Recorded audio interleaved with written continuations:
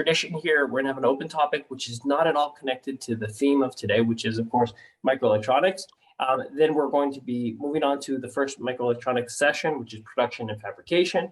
You'll be hearing from a mixture of companies from semiconductors, integrated circuits, manufacturing, advanced materials, and other associated technologies. And then we're finishing up with the integrated systems, the third session of the night, and second connected to microelectronics, IoT, sensors, displays, charging, and the like. So a little quick intro to us for any of you who are new to the Deep Tech Showcase. Deep Tech Showcase is more than just being an event platform. We're a business development firm, and our job is to help bring more technology, deep technology, to market by leveraging an incredible community. Our community or ecosystem is for deep tech only. So if you're here and you're listening in, hopefully you're from the deep tech world or at least intrigued by it.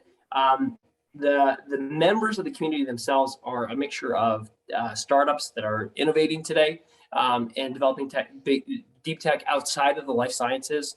And the tech scouts are from government and from major corporations that are looking for some sort of partnerships or pilot contracts or trying to solve industry issues they have, or try to create integrated technologies that comprise also great stuff coming out of small businesses, and of course, investors. We anchor our ecosystem with monthly pitch events with a different industry theme. And at the event, it's a great opportunity for both the stakeholders as well as the innovators that come out and get to know each other. The stakeholders in the ecosystem, that's the tech scouts from corporations and from government, as well as the investors, reach out to us because they're looking to us. They're looking to us to do tech scouting for them. And the idea is for us to share with them relevant technology companies. And if there's interest, then an introduction follows. And the idea is to create a strong deal flow for them and for the companies themselves to open up doors that would otherwise be difficult to get through.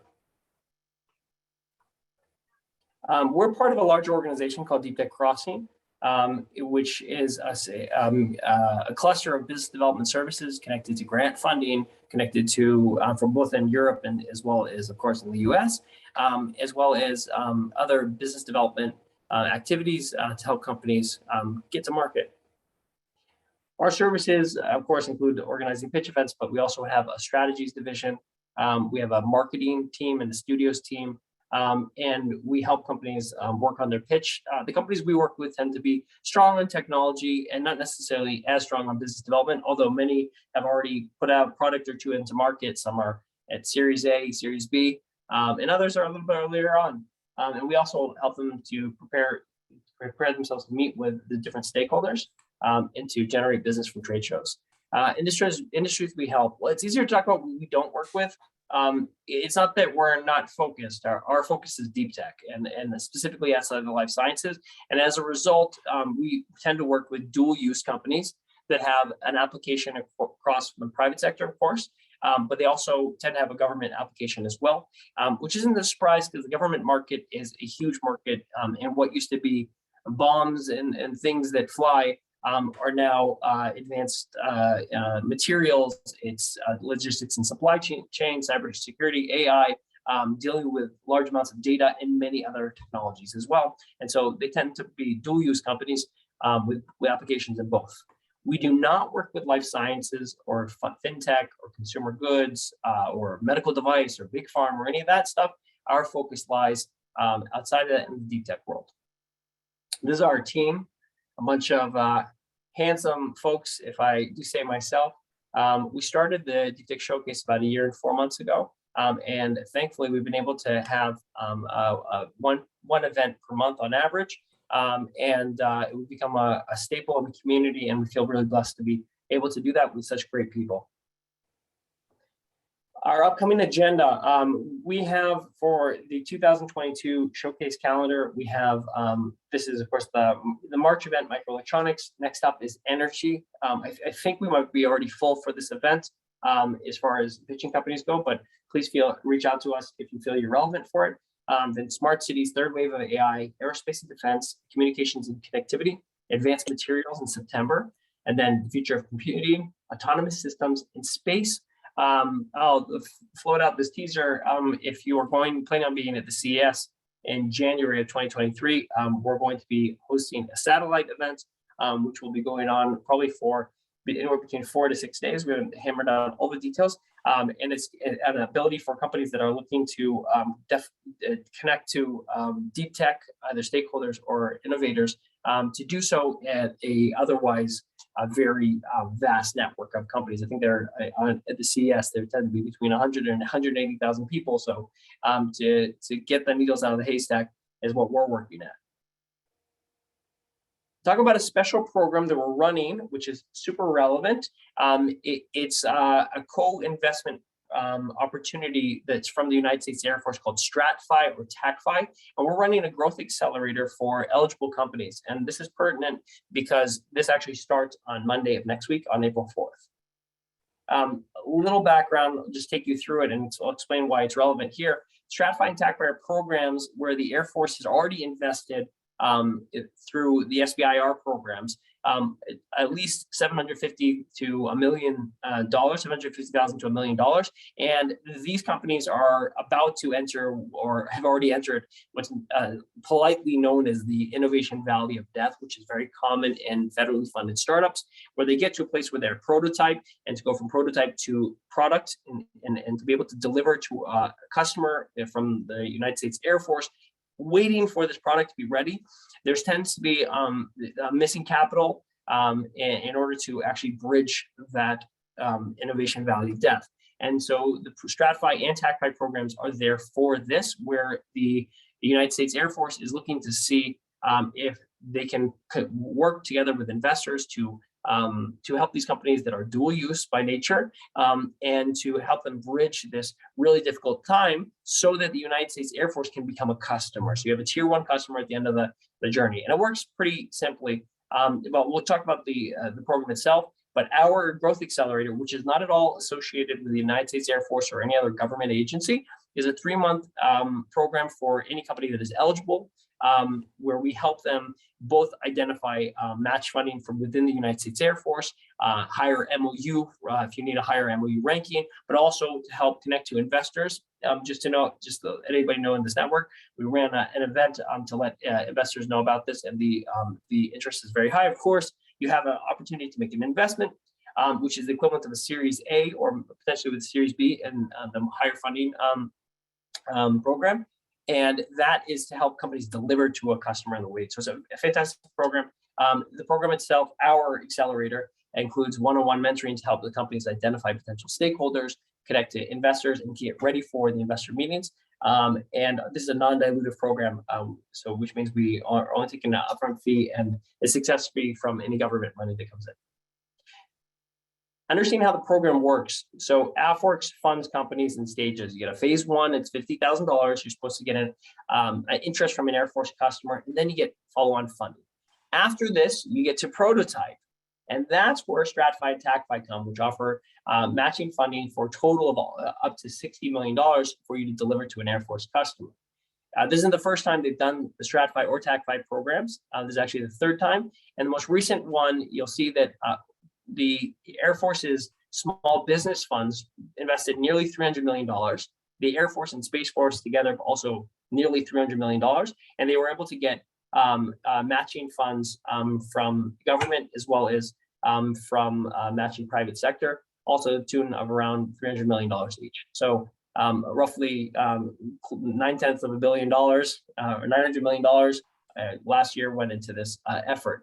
From an investor's perspective, if you are interested in companies like this, well, you know that your investment is going to be matched, or else you don't actually have to make an investment. And there's a low competition on the investment because the government's not looking to take equity or a seat at the board. And you're investing in technology that's already been vetted with multiple markets, because this is dual use. And of course, you're trying to help these companies deliver to a customer in the waiting. We help through the accelerator by running cohort sessions to help companies get ready for all those meetings that they're going to be having with investors and stakeholders from the Air Force. We do one-on-one sessions to help them strategize and to conduct outreach. We also provide them with the ability to pitch at different showcases, one which is going to be specifically focused for only Air Force personnel and investors interested in co-investing together with the Air Force. And of course, we also help with the submission building together with our sister company, a grant consultancy, Eagle Point Funding. This accelerated timeline starts next week. That's our immersion week. It's going to be a pretty intense week for the startups in the cohort. And then we're carrying all the way on until we get to the submission deadline in June. This program is run in conjunction with our fantastic team. Sharon Rubin's our chief strategist, and she's going to be helping companies get ready for investors. Aran Harpaz and Brian Markowitz are going to be helping with networking through the Air Force community, and also talking to them about their use case and being able to focus on their end user. On May 12th, we're going to be hosting a StratFi and TechFi showcase only. This is a closed event only for Air Force and investors. And with that, we get to today's event. So if I took a long time to explain in a roundabout way to get to today's events, I'll tell you, we have a fantastic panel. Our open topic is about to start. We are joined by Michelle Pardow, who's Deputy Branch Chief at Aerospace Systems Directorate within the United States Air Force. From Upheaval Investments, Cassandra Carruthers. From Kineo Finance, Olivier Deman. Soto Yoshi from Mitsubishi Heavy Industries. From Saint Gobain, Adarsh Sokar. From Micron Technology, Andrew Barnes. From the United States Air Force, Owen Sanford. From General Dynamics Mission Systems, Mark Brzezinski. And from Reciprocity, ROI, Paul Claxton. And last is Joseph Mcrae from the 52nd Communication Squadron of the United States Air Force. I think Joseph was having trouble with the Zoom. I hope he figured it out. We're going to be meeting with 4 companies in this session: CarTwin, Nanotech Energy, Big Rio, and Skyway. And then afterwards, we're going to be moving on to our second session, production and fabrication. We'll introduce the panelists at that moment. We're going to be hearing from 4 companies in this session. And then afterwards, we're moving on to our last session with also a great panel. Some we're staying on from earlier sessions and some are new. And then we have 6 companies in the integrated systems. So that is it. Without further ado, I think we're going to get started. But first, let's quickly meet our panelists. Let's start with going around the horn. Let's see everything. I'm going to stop sharing my screen for a second. And let's meet our team. So we have from Kineo Finance, Olivier Deman. Can you introduce yourself? Yeah, sure. Hi, everyone. I'm Olivier Deman, Belgium person living in Switzerland now. I have education in business engineering, a background in investment banking from the debt side, experience in digital transformation, startup in robotics, M&A in healthcare and life science. And then I joined recently Kineo Finance because it's at the middle of all my passion: innovative financing, entrepreneurship, and technology. And what we do at Kineo Finance, we basically help startups to grow and to go faster to the market with non-dilutive solution, and we call that a venture leasing. So basically, we empower hardware as a service business model. If you want to know more, just reach out. Awesome, thank you. Happy to have you with us today. Thank you. Andrew, do you want to introduce yourself? Sure. Hi guys, I'm Andy Burns with Micron Ventures, the venture capital arm of Micron Technologies, the big memory and storage semiconductor company. I help manage the AI fund inside of Micron. It's currently a $200 million thing, investing in early stage deep tech companies. I did my grad work in material science and engineering, and then spent a bunch of years in the trenches, founding my own startup and running that. So I feel for you guys, and I'm excited to hear what you're building. Yeah, that's me. Thank you. Mr. Soto Yoshi. Hi, everyone. My name is Sota, and I'm a tech scout of Mitsubishi Heavy Industries, which is one of the largest industrial manufacturers in Japan. And we are looking for the company or technologies which enable us to expand our business or innovate our technologies. Thank you. Thank you. Ms. Cassandra Carruthers. Thanks. Great to be here. I'm Cassandra Carruthers from Upheaval Investments. We're a early stage deep tech fund spun out of a Chicago-based family office, and I'm based in the San Francisco Bay Area. We invest pre-seed through Series B globally in a generalist across deep tech, hardware and software, looking for solutions that bring fundamental disruption to solve really big problems. Awesome. Joe Mcrae. Hey everyone, Joe Mcrae. I'm a senior master sergeant with the Air Force, currently active duty, now served 19 years. I've just been a communications programmer coming up, but now I run the operations for the communications squadron here at the 52nd Fighter Wing in Spangdahlem Air Base, Germany. This is probably the third panel I've been on. This is super interesting, just seeing how we can disrupt and change the Air Force of tomorrow. Just happy to hear what you guys are bringing. Thank you so much. Awesome. Paul Claxton. Hi guys, my name is Paul Claxton. I'm a serial entrepreneur and venture capitalist, also a former U.S. Marine and Fortune 500 executive. I've been an entrepreneur in VC now for about 5.5 years. And our VC is the Robotics Hub. We invest in early stage to Series A robotics and AI companies. And then I also have Reciprocity ROI. We're a limited liability company based in Minneapolis, and we're a global innovation and engineering firm. I built Reciprocity ultimately to help companies of all sizes across the world de-risk innovation and scale faster. So that's who I am. Love to connect with all of you. Thank you for having me here, and I'm looking forward to seeing what startups we have today. Wonderful. Michel Pardow. Hello, everyone. Michel Pardow. I'm a major at Headquarters Air Force. I actually forgot to give you an update of my position, but I'm a part of the Innovative Solutions and Disruptive Tech at Headquarters Air Force Pentagon. I'm here just to, as part of my job is to listen, keep your ear on the ground for any new tech or interesting companies. We use the TAC-5 funds that you listed, as well as SBIRs and a few other funding sources. So I'm just here to see what sounds interesting and in any way I can help. Over. Awesome, and congratulations on the new position. Next up, Owen Sanford. Hey, good afternoon, all. Owen Sanford. I am a contract supporter to the Office of Commercial and Economic Analysis. We fall under the Secretary of the Air Force Concept Development Management Organization. We take a look at the commercial space and what enabling technologies are out there in the commercial space. Take a look at who's funding what, and what aspects in the commercial space could, in our case, the Air Force use to leverage in some of the things that they're trying to do within OSEA, which is the short term for it. We have three main sections. One is our strategic initiatives section, and the other one is our enabling technology section, for which I'm part of, where we have within the portfolio management, space, transportation, communications.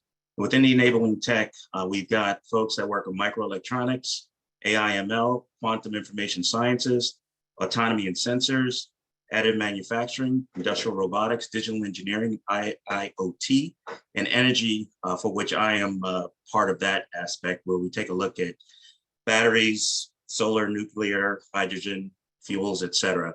So looking forward to all the different companies that we have today. And thanks again for the opportunity.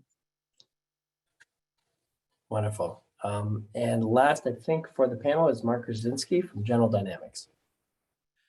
Thanks, Josh. Hi, I'm Mark Krasinski. I am the tech director for the Innovation Sourcing Network at General Dynamics Mission Systems. Mission Systems is one of the 11 operating companies under GD Corporate, and we have a very, very wide portfolio of technology and services, everything from tactical networking at the edge, tactical cloud, DevSecOps, ISR, unmanned underwater vehicles, sensor technology, situational awareness, command and control. Pretty much everything Owen just described. We've got our hands involved somewhere along the line. I'm here looking for great ideas and companies that can potentially help us align and influence our investment and our technology roadmaps and fill our solution gaps so that we can better service our customers. Awesome. Wonderful. Amazing panel. Happy to have each and every one of you with us. We're going to get started. Who do we have first, Brian? I think we have first is Big Rio. Is that right? Correct. So Ahmed El Adil, I'm sorry if I butchered your name. Pitching No, first. you got to try it, Josh. There you You go. got to try it, yeah. Thank you. Floor is yours. Okay, thank you, Josh, and hello, everybody. I am Ahmed Al Adl. I am member of the advisory board for Big Rio and leading their effort to build AI-driven solutions and digital twin based solutions as well. So also, I wrapped up my first grant with the US Air Force. It was around how to use cognitive digital twin in pilot readiness, situational awareness, supply chain optimization, MRO optimization, and so on. But today I'm representing Big Rio. Big Rio is a company here based on Boston area and specialized in everything around data and AI, from data engineering, data science, machine learning, AI, all of those kind of solutions around data, if you will. So if we move to the next two slides, you can jump those two just to save your time. Please, next one. Yes, so today I'm presenting to you a new concept. I am sure everyone here heard about it at least once every day. So the idea, the problem we are trying to solve is, take for example, F-16 or F-18 today. F-16 is kind of an old model of the FXX, and we need to maintain and sustain the status of F-16. Today, the US Air Force and NEAR are working together to create a digital twin for the whole F-16, the mechanical, the electronics, and all in between. So the traditional solution would say, okay, collect the data, dump everything in a data lake, and put analytic tools on top of it. Guess what? Yes, this old traditional solution solved some problems. But for the colleagues maintaining F-16 or F-18 or even F-35 or other vehicle, ground or air vehicle, this is not enough.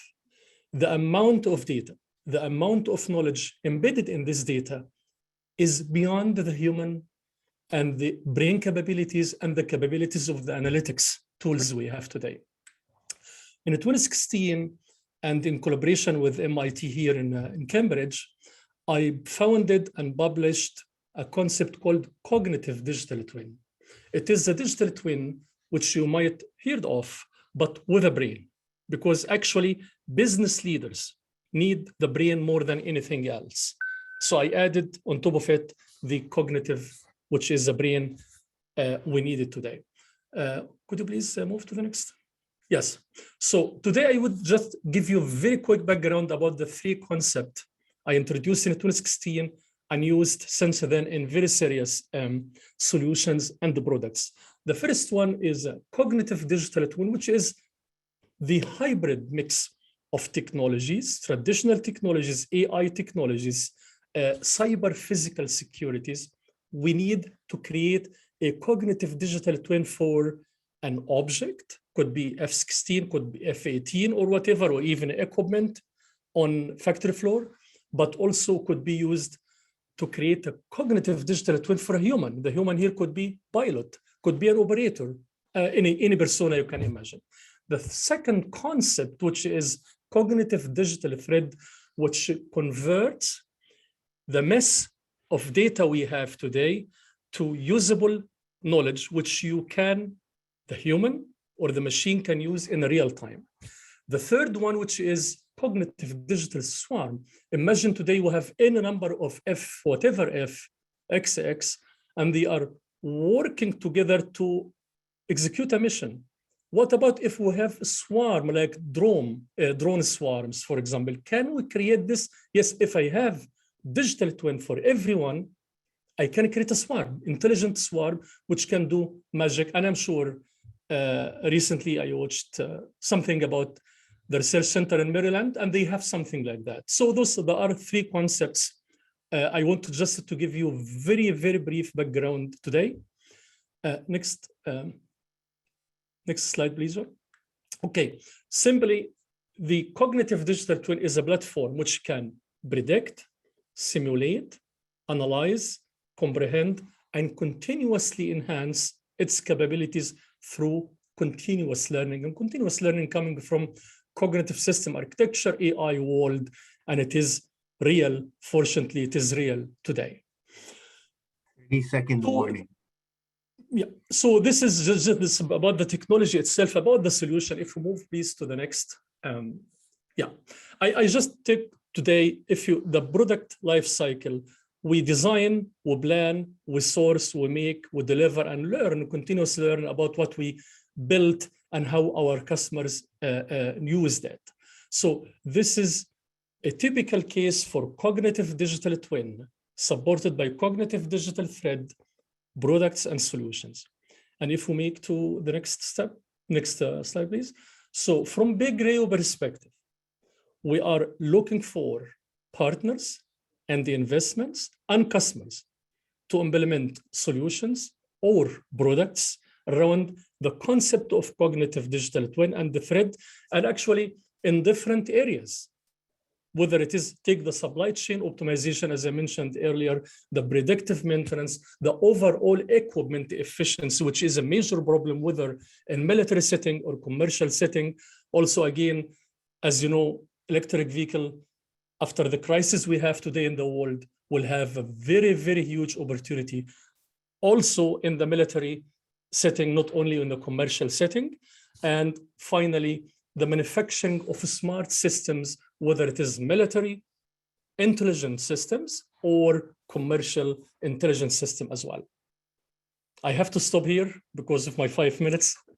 Yeah, so I would be happy to answer any question now or after our meeting today. Thank you. Thank you, Josh. Back to you. Thank you so much. So we're gonna open up for the questions. If possible, raise your hand and then your digital hand, and then we'll do it according to the order. Go ahead, Olivia. Yeah, thank you very much, Hamed. One question, we haven't seen anything regarding competition, so it looked pretty innovative, this digital twins approach. Can you maybe tell us more about, is there anyone you know that are working on the same projects, and what makes your approach or your projects better? Yes, please go ahead, Oliver. Yeah, just competition in general, thank you. Yes, and actually we have different, if we just give you quickly X-ray about the market today. Small companies are delivering pieces of the overall solutions. There are a lot in every country today across industries. We have big companies like Siemens and GE that developed platforms. They are not, in my opinion, as I imagined and envisioned and published, but they are doing a good job. The third one is because some clients, big customers, and even the US Air Force and DOD understood that digital twin or cognitive digital twin is not just one platform. It is a mix of different technologies. It is an architecture question, not a platform question. So they started their own internal initiative, and they are developing their own solutions and digital twin based on this hybrid mix of technologies. Thank you. You're welcome. Go ahead, Andrew. Hi. Andrew. When you were talking about cognitive digital threads, you said the right data at the right time with the right context. Like, what do you mean by the right time? Yes, when we talk about digital twin, this is usually a real-time system. And a real-time system, imagine in whatever equipment, F-16, F-18 or whatever. And we said, okay, pilot, the digital twin of your aircraft will help you. So it will help you, it will be him or her in real time. So I mean that in these cases, I need to give 100% guarantee to the digital twin that the digital twin will get the right raw data, the right knowledge it needs in any time point on the time axis. I mean that this is it should be now. If it is now, I want to guarantee now that the digital twin and the user, in this case, the pilot, have the right data and the right knowledge to be the actionable knowledge he or she needs. This is what I mean by time. Okay. It is the time of the action or the decision, Andrew. Okay. So it's like at any given time X, this is the highest probability recommendation for optimizing for output Z. Exactly. And even the digital twin maybe will be delivering data from the sensors of the aircraft, or maybe some data on the ground or from satellite or whatever. In this TX, this is the best possible data and best actionable knowledge you need to take this action or this decision. And how does it apply to supply chains? Oh, it is big. It is big because simply if we take the supply chain, if we define it from the source to the consumer, if you take the general control tower of the supply chain, one of the major problems in the supply chain is, as you know, Andrew, is the supply chain is as fast as the slowest chain. So if I have real-time visibility now about everything in my supply chain, whether national, global, or local, I can take the right decision, even as a human, without any machine learning algorithms. But given the digital twin capabilities, I have complete visibility around every data I need, every knowledge I need, and every time. Okay, thanks. Yeah. Sandra with the last question. Thanks, Ahmed. To dig into that a little bit further too, I was wondering if you could just give some realistic examples of problems that could be solved or questions that could be asked with your solution as opposed to the traditional status quo of analytics on top of a data lake, for example. Yes, absolutely. From the data lake area, I will answer in a minute about with the digital thread. But in regard to the cognitive digital twin, predictive maintenance is a big opportunity across industries. Yeah, the analytic solutions cannot. Why? Because if you wanted to have high precision predictive maintenance solution, you need to predict the anomaly, to identify the anomaly, predict the failure, identify the failure. All of those decisions are needed. And to do that, you need maybe design data about the equipment, material data, environmental data, operational data, maintenance and data, and all of this. So with the traditional analytics solution, you cannot do that. Even with the traditional machine learning algorithms, it is a big mess. You create a big mess of different machine learning algorithms. Having all of this under the umbrella of cognitive digital twin architecture will enable you that. I implemented it, I tested it. There is big difference between traditional analytic in such cases and cognitive digital twin based architecture in such cases. For the data lake, as you know, this is a dump of everything. And today, we expect from our systems, not just data, we expect actionable knowledge and sometimes raw data. But data lake based solutions cannot offer that. I take the data from the data lake, I can use machine learning algorithms, knowledge graphs, and other techniques to combine the raw data with the domain knowledge. The output will be actionable knowledge to the system or the human to take decision. But this is a big difference between both architecture, if you will. Awesome. Thank you so much. That was Big Rio and Dr. Ahmed Elado pitching. Next up is Skyway, and pitching will be Clifford Cruz, the CEO. Thank you.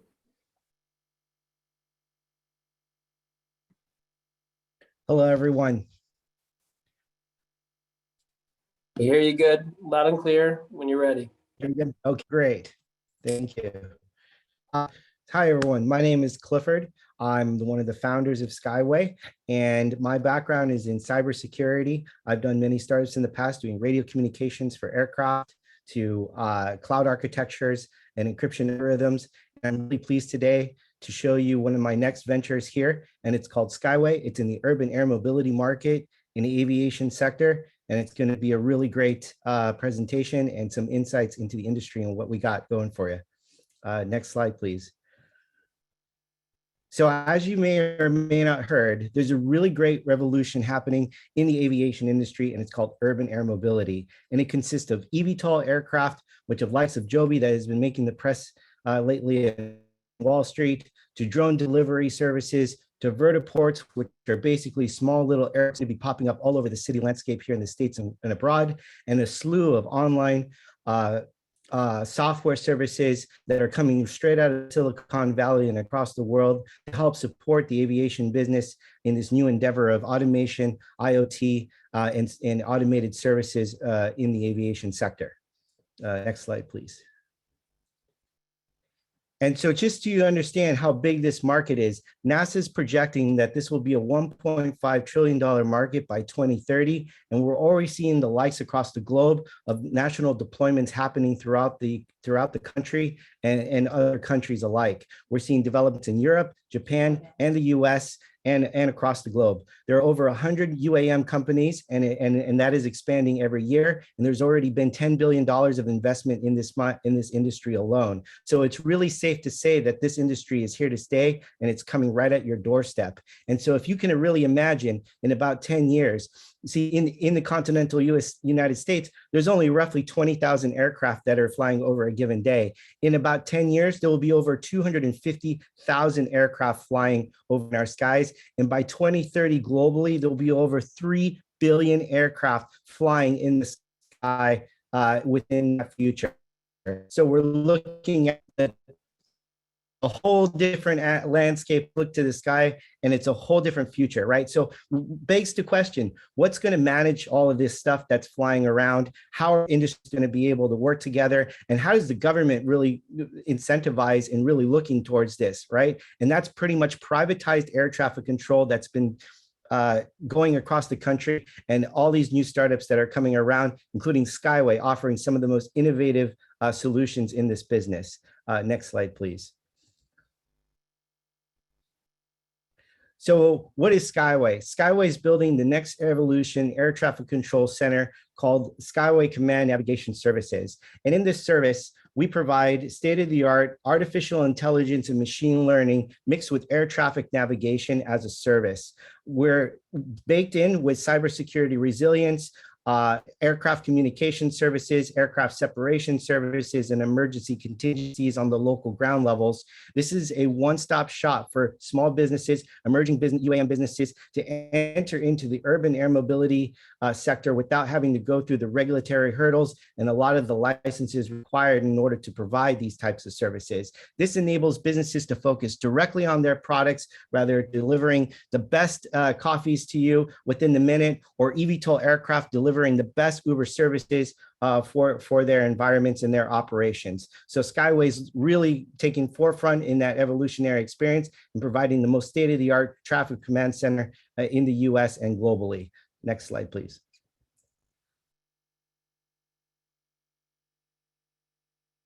I think we got a little stuck there. Next slide.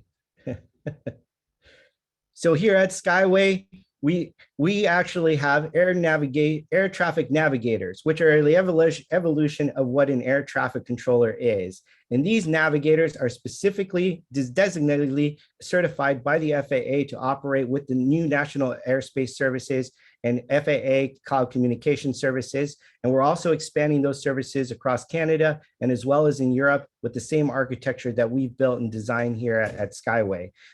Our navigators basically make those critical decisions for the US operators, for the UAS operators, and specifically around VTOL aircraft.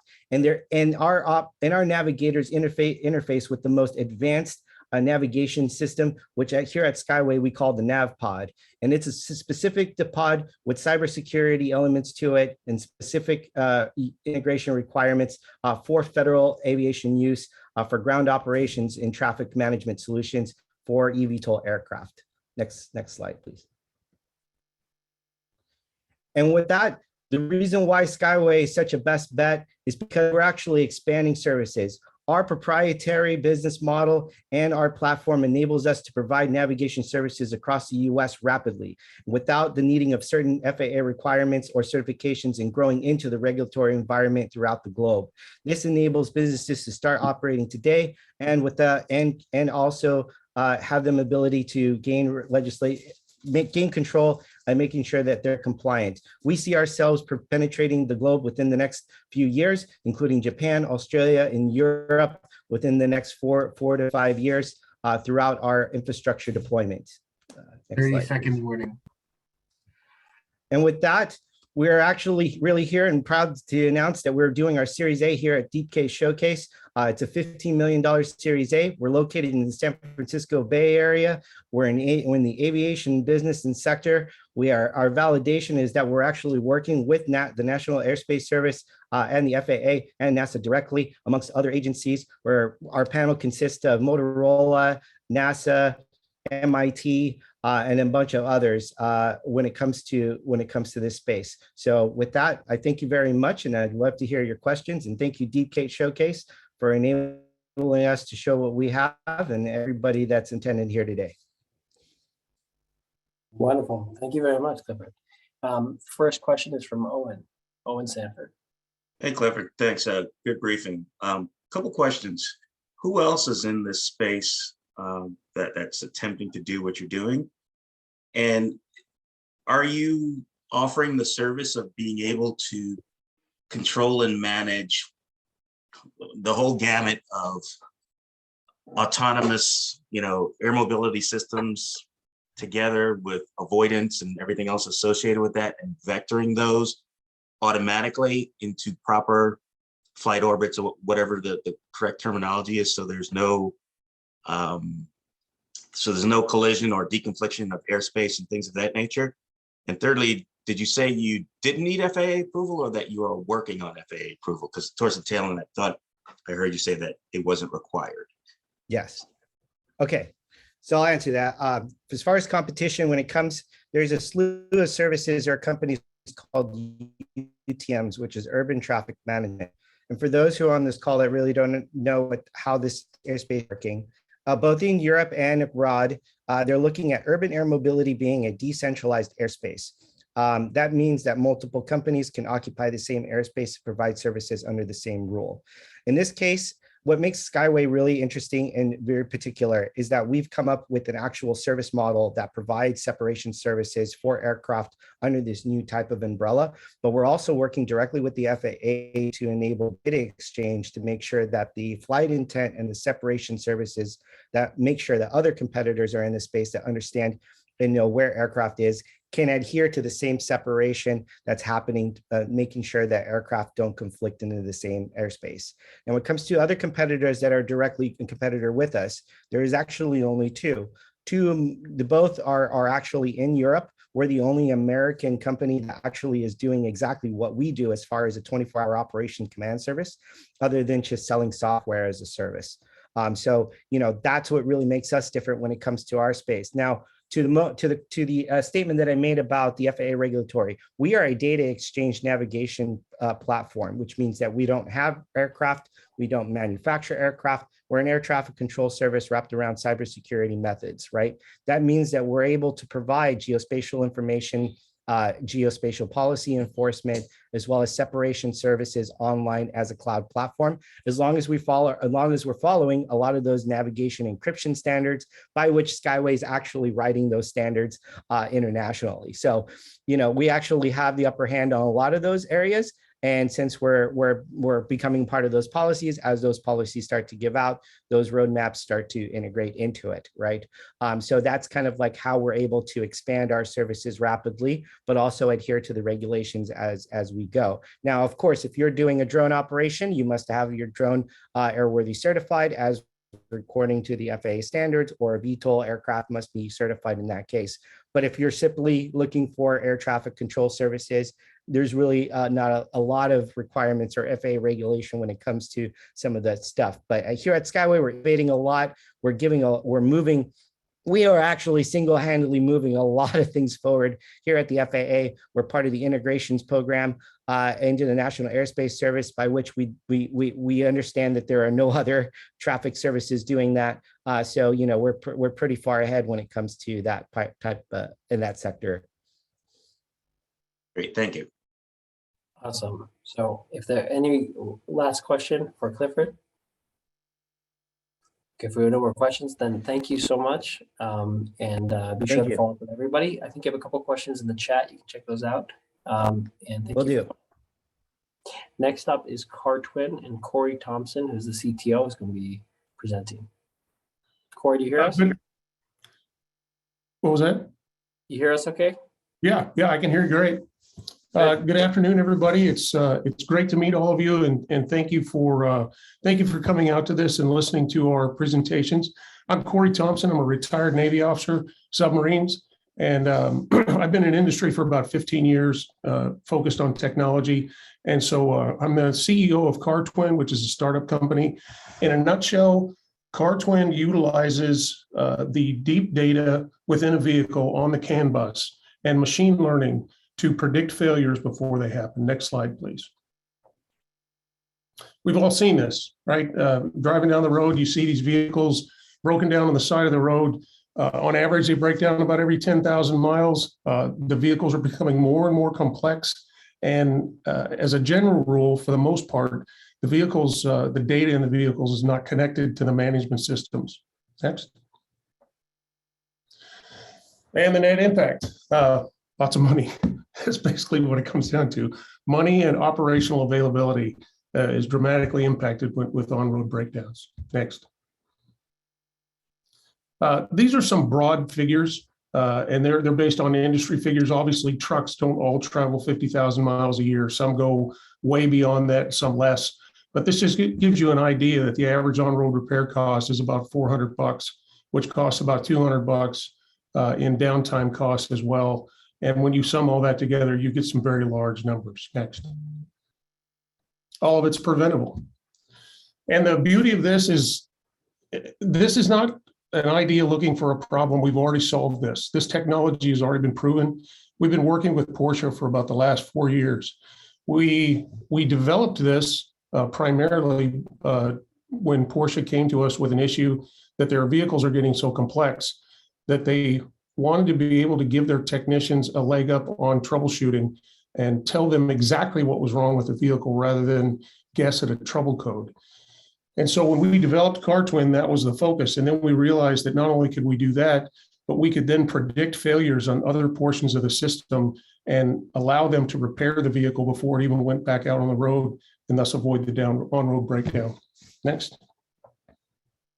The opportunity, obviously, predict failures, save money, connect vehicles to the management systems. Some of our POC customers you're going to see here in a minute are manually writing down data and information about their vehicles to put it into their management systems to try and work on them.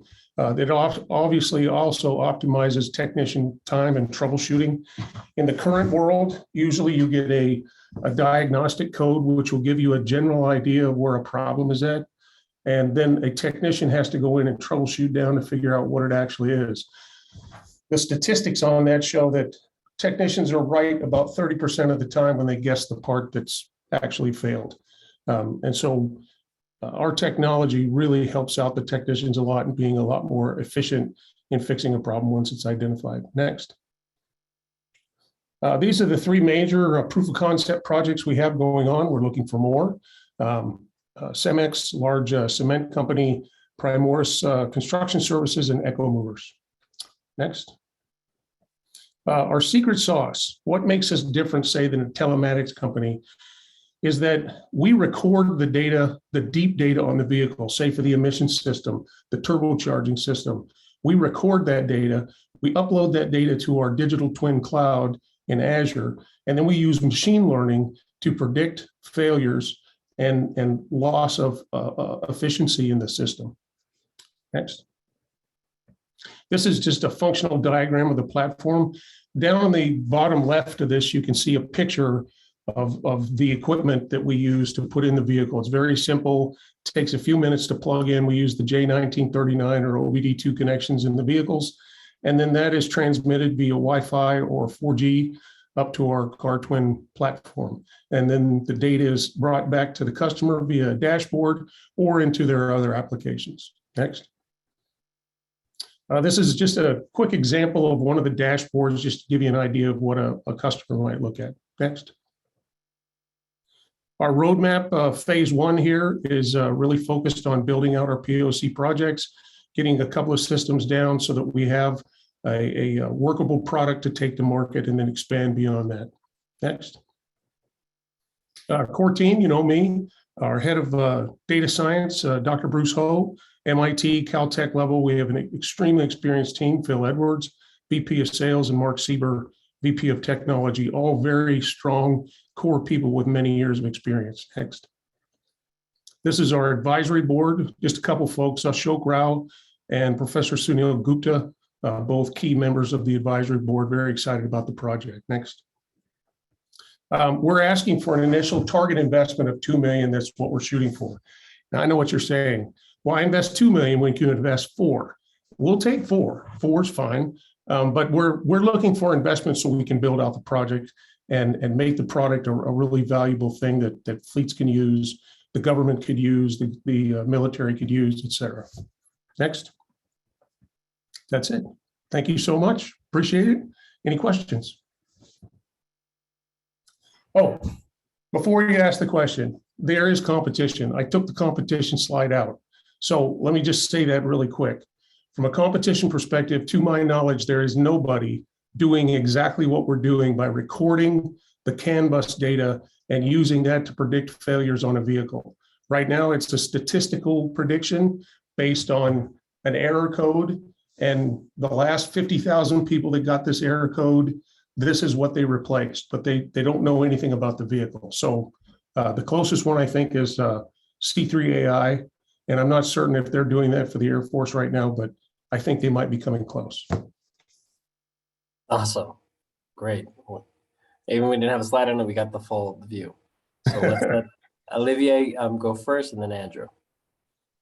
Yeah, thank you very much, Corey, for the presentation. So 2 questions for me. First of all, from the business perspective, you said you worked 4 years with Porsche, Yes. Porsche to develop this project. So I would like to understand why are you not working together with them? How is the relationship? Have you built something that Porsche is still using, or how did you get out, or what is the IP? Okay, there? so fundamentally, that project is still going on. We still have an ongoing project with Porsche. And so and it's been very successful and it's continuing and we're moving forward with that project. What's going to happen from a commercial standpoint is Porsche is going to have that product. They're going to put Porsche's name on it and they're going to sell it to their customers. And we're going to get paid for our labor. So with CarTwin, what we wanted to do was commercialize our knowledge base and what we've been doing and create our own. Obviously, we can't take Porsche's data or any of the code we did for Porsche, but all of the people that worked on that project are part of the CarTwin team. So we've developed the models already. What we're doing at the moment is collecting data from the vehicles. So we have a very good relationship with Porsche and that's continuing. Okay, and there is no IP issues here No. While you're working on another project? Yeah, no, there would only be IP if for some reason we took the code that we developed for Porsche or we used the data, and we're using neither. Okay, and last question. I saw that you use this hardware piece that you need to connect to the truck, right? Yes. And that you can get the data. So it's always related to this hardware piece that you need to put in to collect the data, or it can work without this part? How is it work? In a nutshell, vehicles today, they don't record data, with the exception of a black box, okay? And there's some really rudimentary signals that are collected with the black box, but everything else is not recorded. And so that little device that we plug into the vehicle is actually a recording device as well as a transmitting device. So depending on where the vehicle's at, they may not have a reliable Wi-Fi or reliable 4G signal, but they will eventually when they get back to their marshalling yard or wherever they go. So that device is designed to record that data in the event that it doesn't have a signal. So you have to put this device in the car or in the truck to record the data on a daily basis. And so basically it's this device that take the data and then feed your platform and the data platform and the software. And maybe last question, do you know how much would cost this? And why I'm asking is because what we are doing at Kino, we just finance this type of device typically. So you're looking at 2 million, right, equity, but you could also look at a non-dilutive solution where you could finance just the hardware part. So that's why I'm asking. Yeah, so from a business model, just from a pure cost model, the device, the cable, the 4G transmitter altogether is a couple $100. Okay. And our business model, as we're going forward in the POCs, is we do kind of a cost sharing with our POC folks to say, look, we'll provide the service to you until we get it up and running, and they'll be part of that. And we give them a good deal, and we do a little bit of a cost sharing on the hardware. When we get to the commercial side, we'll do it very similar to the way telematics companies do today. There'll be a hardware charge to get the hardware installed in the vehicle and get it on there. And then there'll be a per vehicle charge for the service itself. And by the time we finish the POCs, one of the outputs of the POCs is proving that the system truly will save the company money via data. And we know we can do it, but I want to have the numbers. And that's part of the seed funding so that we can get to that point. All right. Thank you very much, Corey. Thank you. You bet. Do I have time to ask a question? You're muted.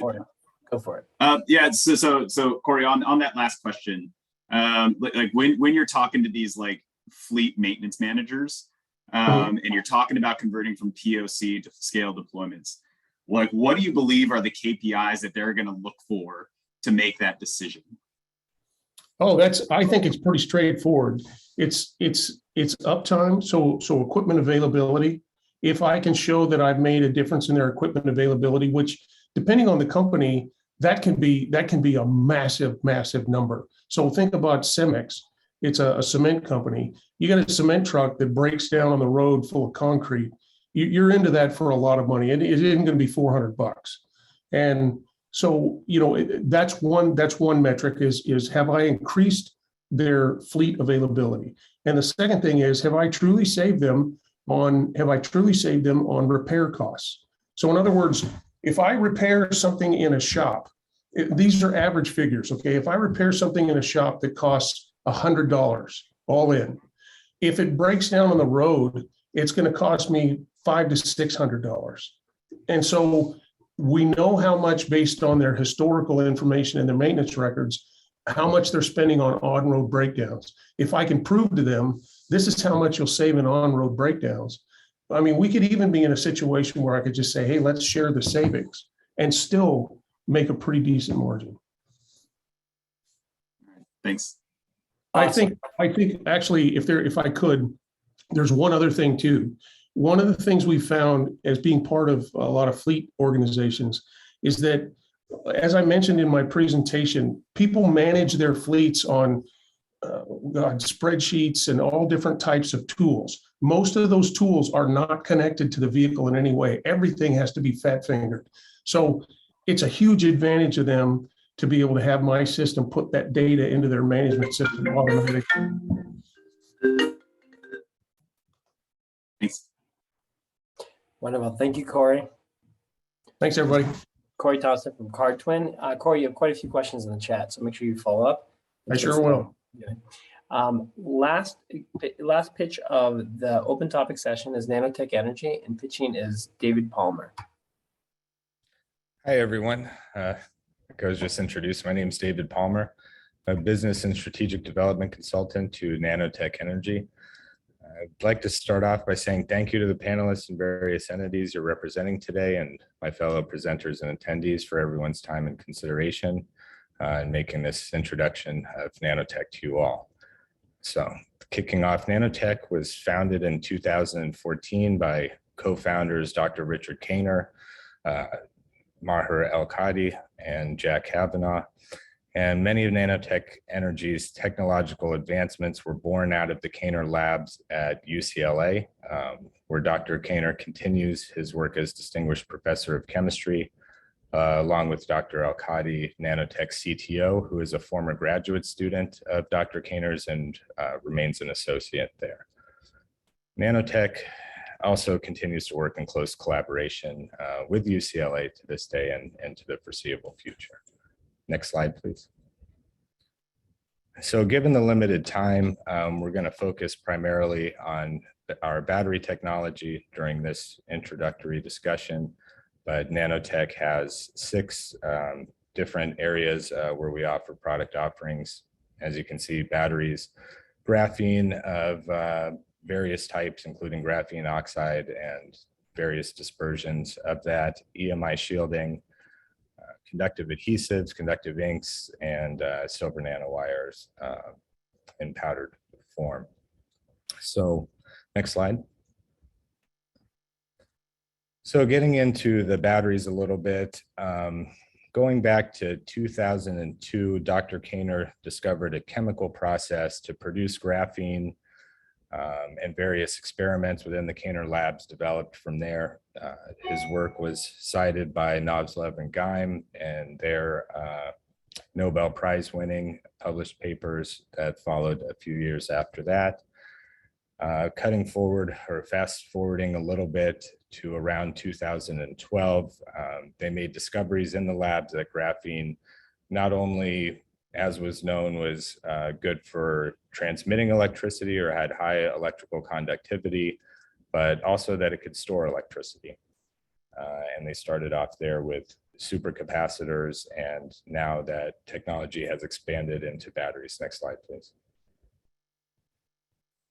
So here's our development roadmap. We're working with several different chemistries. Some are not here as they're earlier in development, but we have LCO, NMC, and as you can see in the future, NMC 811. We also have some pretty remarkable work going on around solid state as well, but still a little earlier than the others. LCO is in very late stage development, as well as the NMC. And we are currently approaching commercialization in those chemistries. Next slide, please. So there's a few different things that are special about Nanotech's batteries in particular. One being the graphene, which we benefit both from the electrical conductivity properties and the mechanical properties as well. And our proprietary electrolyte, which is non-flammable and has very low resistance when compared to other comparable electrolytes or traditional electrolytes. And where others have suffered in performance when going to non-flammable, Nanotech has overcome those challenges. We are able to meet or exceed most standard rates of charge in comparable type products. Also have very high cycle life and stability within the cell for other proprietary reasons. Also, Nanotech holds about 40 patent families at this time in terms of IP around the various technologies. Next slide, please. So also, this slide just tells a little bit too about the benefits from the graphene and how we arrived here. On the mechanical side, also, graphene is 200 times stronger than steel by density. And, you know, like I mentioned before, the high electrical conductivity. So in areas, one way to think about it is where we may be using, other traditional batteries may be using non-conductive fillers or other things, other components within the cell. For mechanical stability, we're utilizing our proprietary graphene. Next slide. 30-second warning. As you can see here, we're showing some of our pilot line machinery. We have a pilot production facility in Chico, California, where we do most of our R&D work as well. We've purchased 517 acres outside of Reno, Nevada, and broken ground there, where we'll be building our gigafactories and scaling production. Next slide, please. And here's just an image of a flame test on the electrolyte. Next slide. Okay, so with traditional batteries, there's a few, different things that go into different flammable components. Nanotech has put together an electrode system based off of non-flammable components, so a very holistic approach to battery safety and performance. Next slide, please. I think, David, we're gonna have to call it for time. Sure. Do you want to finish with an ask at any time? If you could just go to the next slide, just to leave it up. Next one after that, please. Keep going, just to the Navy slides, it's fine.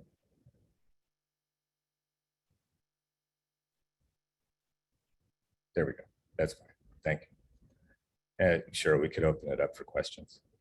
Awesome, so floor is open for questions. Any questions for David? We have quite a few questions in the chat, so I'll just ask the first ones that I saw here. I saw from Fury, Corey, what are your current revenues? And then, sorry, those from Corey. David, are you working with any OEM? Yes. Unfortunately, right now, due to NDAs, we can't mention certain things publicly. I will say we are working with a few household names. Okay, and the next question was, how does the kilowatt hour compare to batteries in R&D with companies like the former Birmingham Technologies, Blacklinks, Jacobs? What is the comparative to a stable AI air battery? Off the top of my head, I'm not fully familiar with their density figures. So I'm familiar with Nanotech's, but to make a comparison, I would need to have that other data. Okay, that's a good thing to follow up offline. Yes.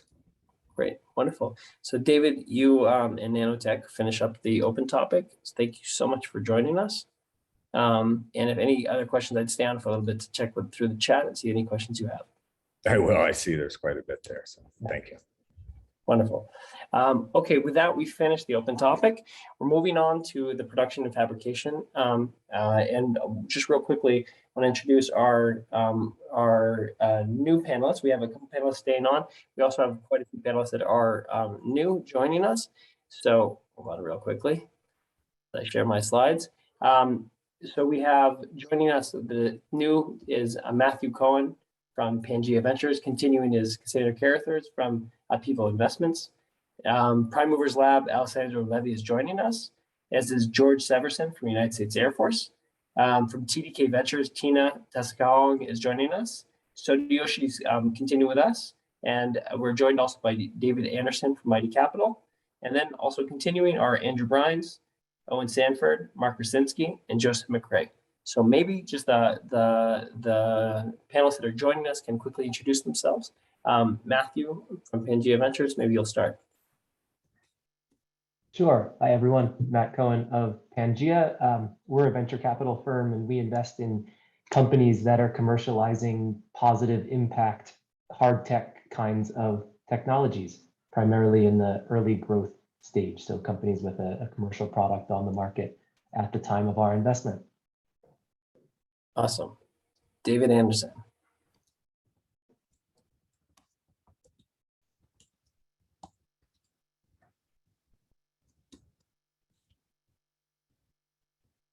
David, you need to unmute yourself to introduce yourself. Sorry. Hi, everybody. I have a long experience in technology companies, including semiconductor companies and hardware like Siemens, National Semiconductors, and Texas Instruments. But currently, I'm an angel investor and part of a venture capital group called Mighty Capital, and also the Angel Forum before that. We invest in late seed through Series C companies. We have a wide portfolio and a lot of interest in various different areas like life sciences and technology. Awesome. Thank you for joining us. Alessandro.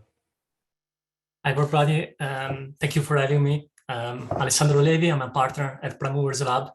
My background is electrical engineering, focused on ASIC design. I got a PhD in robotics and sensing technologies. I'm Italian. I moved to Stanford, being a researcher in the material science department. And then I've been an entrepreneur in the past 6 years. I joined the dark side of investment about a year and a half ago. Prime Movers Lab, we are a deep tech investor, $1 billion under management. We do from we invest in early stage companies till Series B, Series C. We invest across 6 sectors: transportation, energy, infrastructure, manufacturing, human augmentation, and agriculture. And we have strong technical partner like myself, and then other GPs, both from the private sector and the public sectors. Awesome. Thank you for joining us. George Severson. Hey, I'm George Severson. So I'm a defense fellow at 8BC, a venture capital firm, and I'm also an acquisition officer in the United States Air Force. And so 8BC is a seed and Series A investment firm located in Austin, Texas, big focus on smart enterprise technology, and then a little focus, and one of the few that has incubated and built companies and invested in companies in the defense space, in the dual use space. So a company called Epris is one that came out of 8BC's incubation program. But yeah, looking forward to hearing the pitches, and yeah. Awesome. Tina. Hi everyone, Tina Tosukovong, Investment Director from TDK Ventures. We are the corporate ventures arms of TDK Corporations, a very large electronic component manufacturers. We invest typically seed to seed in areas such as industry, mobility, energy tech, climate tech, advanced materials, connectivities, and computing. Thanks for having me today. Awesome. First pitching company is Thermexit, and pitching will be Katie Wolgos, CEO. Hi, Katie. Hi, Josh. Floor is yours. Okay, great. Hi, everybody. My name is Katie. I'm the CEO of Thermexit. You could just jump 2 slides, actually, please. Yeah, 1 more. Thanks. So as of today, 55% of all electronic failures are caused by overheating. It's the #1 cause of electronic failure. And as they become smaller and more powerful, the risks of failure due to overheating are going to increase. What we make are thermal interface materials that enable a powerful transfer of heat away from the source of heat, which allows thermal engineers to reduce the size, weight, complexity, and cost of cooling mechanisms in their electronic designs. Our products are very well suited for applications that require high reliability, and the end result is longer lifetime and better performance. Thermexit is currently being spun out of Nanoramic Labs, our parent company. That company got its start in developing energy storage technology for the Department of Energy, and all of that R&D and advanced materials for battery and ultracapacitor technology ultimately resulted in Thermexit products. Next slide, please. So what we have are 2 products that have been released to manufacture. They're thermal interface material gap fillers. And the real measure that we're talking about here that's important is thermal conductivity, which is the intrinsic ability of a material to transfer heat. We have 2 products, both very high thermal conductivity, one of which is electrically insulating. These are a non-silicone-based, non-reactive, no-cure system, and we can exceed competitor performance by up to 10 times in thermal conductivity. Next slide, please. As I mentioned, the real key differentiator in our products is the non-silicone-based resin system. So for high reliability applications, like anything in space and most applications in aerospace and defense, silicone resin systems are not an option because of something called outgassing, which is oil leakage that can short out critical components. Our products exceed NASA's outgassing requirements. Next slide, please.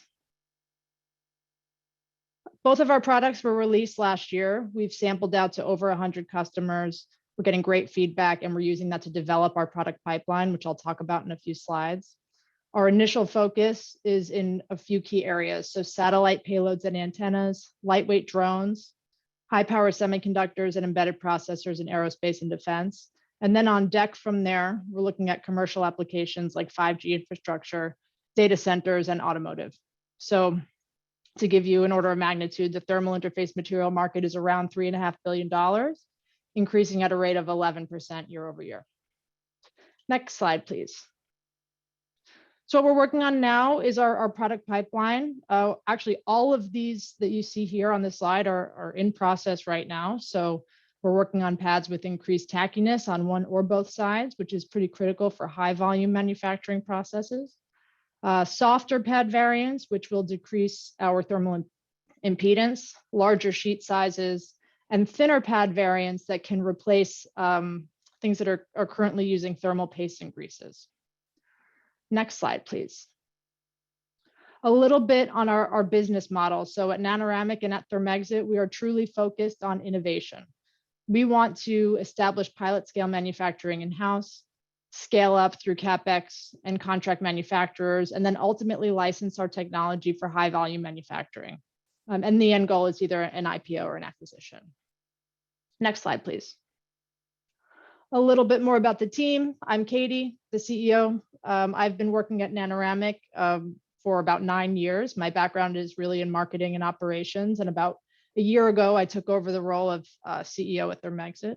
We've also got Dr. Jun Lee, our CTO. He is an expert in polymer composite materials. And he was the first technical employee we hired back in 2018. And the newest member of our team is Percy Chinoy. He is our director of business development. He has a lot of experience in this particular technology. Next slide, please. Okay, so our ask, I have a few.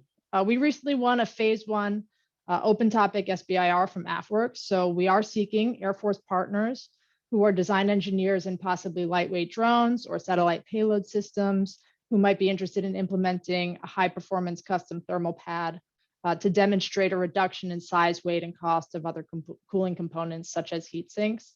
We're also seeking commercial partners to test and sample our products and give us feedback as always. There's something pretty interesting that I didn't have in this slide, but we are interested in exploring partnerships for a very early stage R&D product in thermally conductive plastics that are lightweight, flexible, and 3D printable, which is really exciting.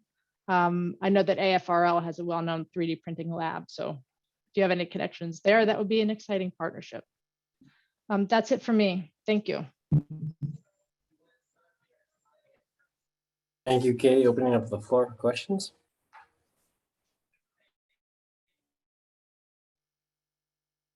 Go ahead, David. Maybe I could ask a question first. Do you have any patents? I'm sure you do. And my second question is to try and understand the cost competitiveness of this technology compared with existing solutions, let's say in the supercomputing world, which is one of your market focuses. Okay, well, I'll start with the patent question. So we do have a number of patents that we have applied for. We actually just last week got our first notice of allowance on our first patent. So that was really exciting. A lot of our IP is also in trade secrets as well. To go to the cost competitiveness, this is a high-end product. We're talking about, single digit cost for, a 5x5 centimeter pad. The prices are comparable with other high performing non-silicone based pads, but it would be a price increase from existing solutions. Thank you. Thanks, David. Mark, the floor is yours. Yeah, hi, Katie. Mark Rosinski at General Dynamics Mission Systems. Pretty interesting stuff. I will be asking for your contact info and socializing your slides with some of our folks. I think there might be some interest in a next level discussion. Oh, that's great. Thanks, Mark. Love to hear from you. Okay, we have time for one last question if there is one.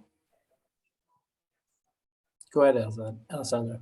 Yes, thank you, Katie. Very interesting presentation. I have a question for you. Since in some of the markets that you listed, you are replacing some existing products. So what's your strategy?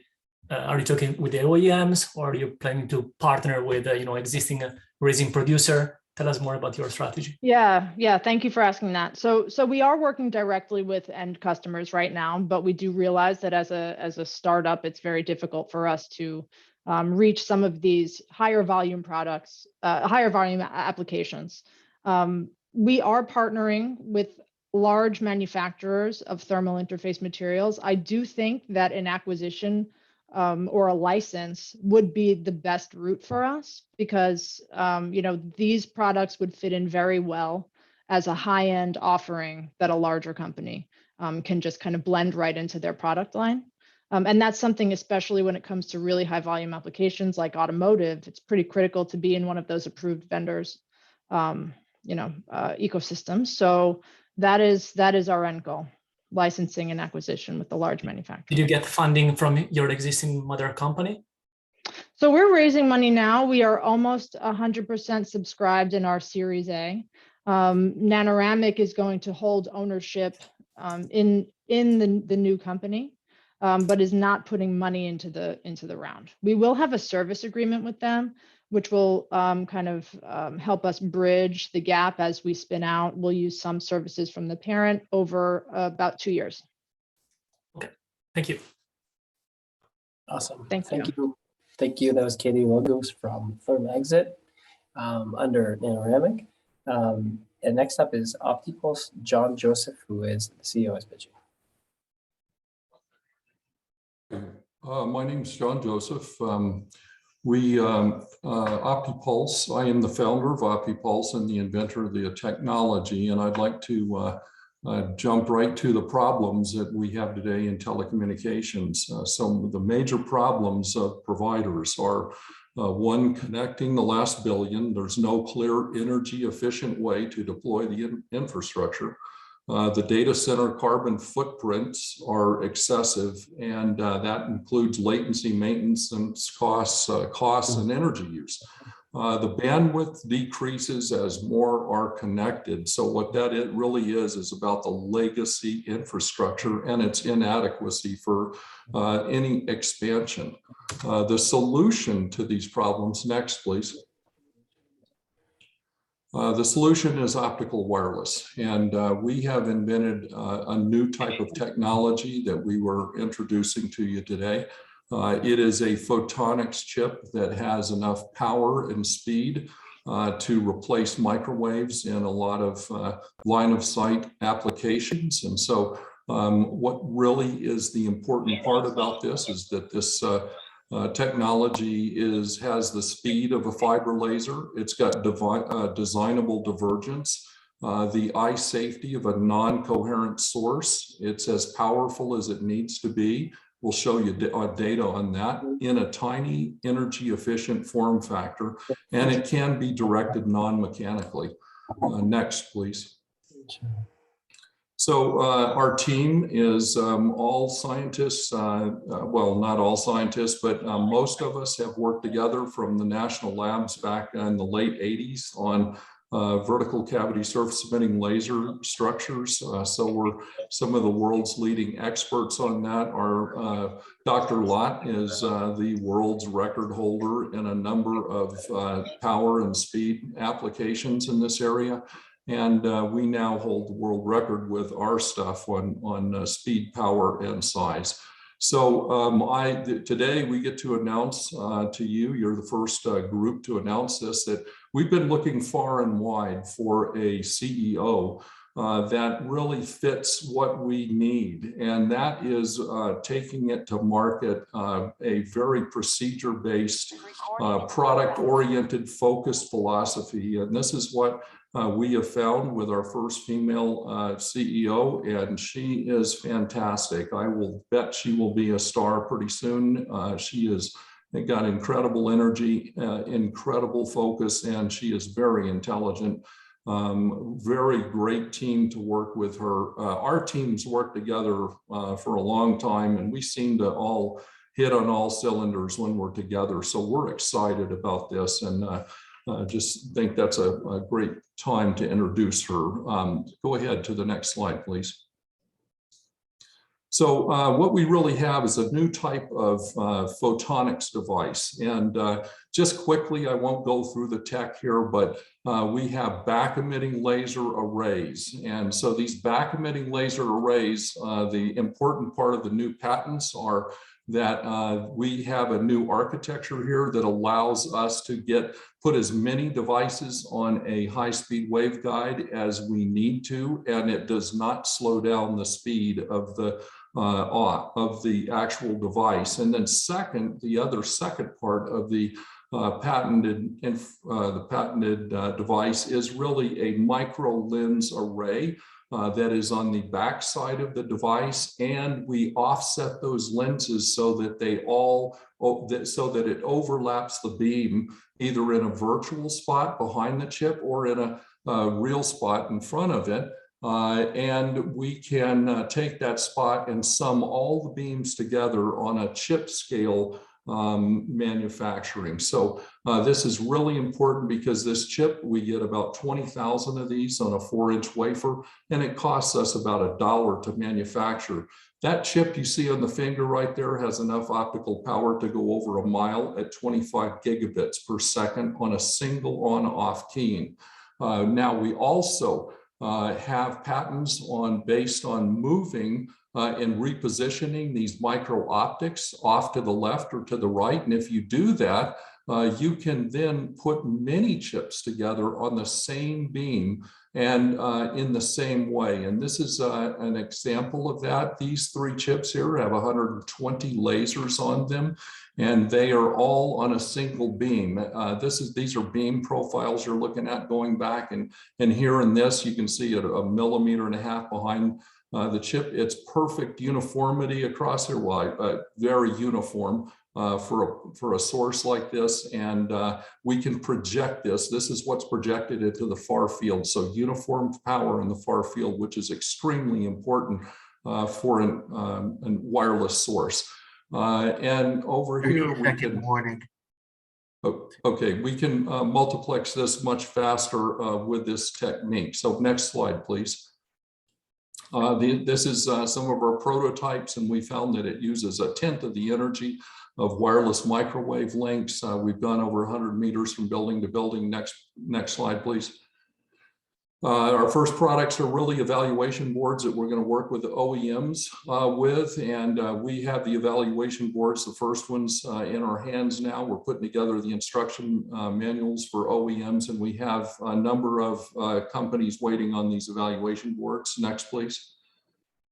One of the very interesting parts of this technology is since we can get such high power and multiplex at very fast speeds, we can, at really 2 fiber speeds, we can do some incredible things by architecture of the data center. And just to take for a second here to give you an example of what happens here in the data center, if you have a very high power beam that has a very high multiplex bandwidth, you can basically take beam splitters and put them all across the rack, and now you can get all the information to all the racks at the same time, removing the latency that's in the aggregate switching in the data center. Next, please.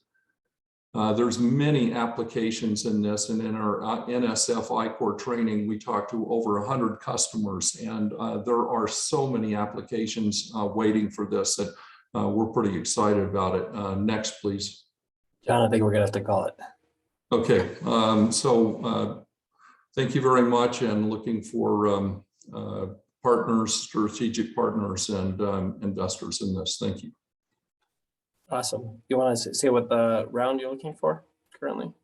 We are actually in forming a series round right now, and it's slightly dynamic. So I please ask anybody interested to contact me or Lauren, and we'll give you details about it. But we're pretty close to getting the term sheets on those rounds turned around. So I'd like you just to contact us personally. Great, awesome. So Mark, you can ask the first question.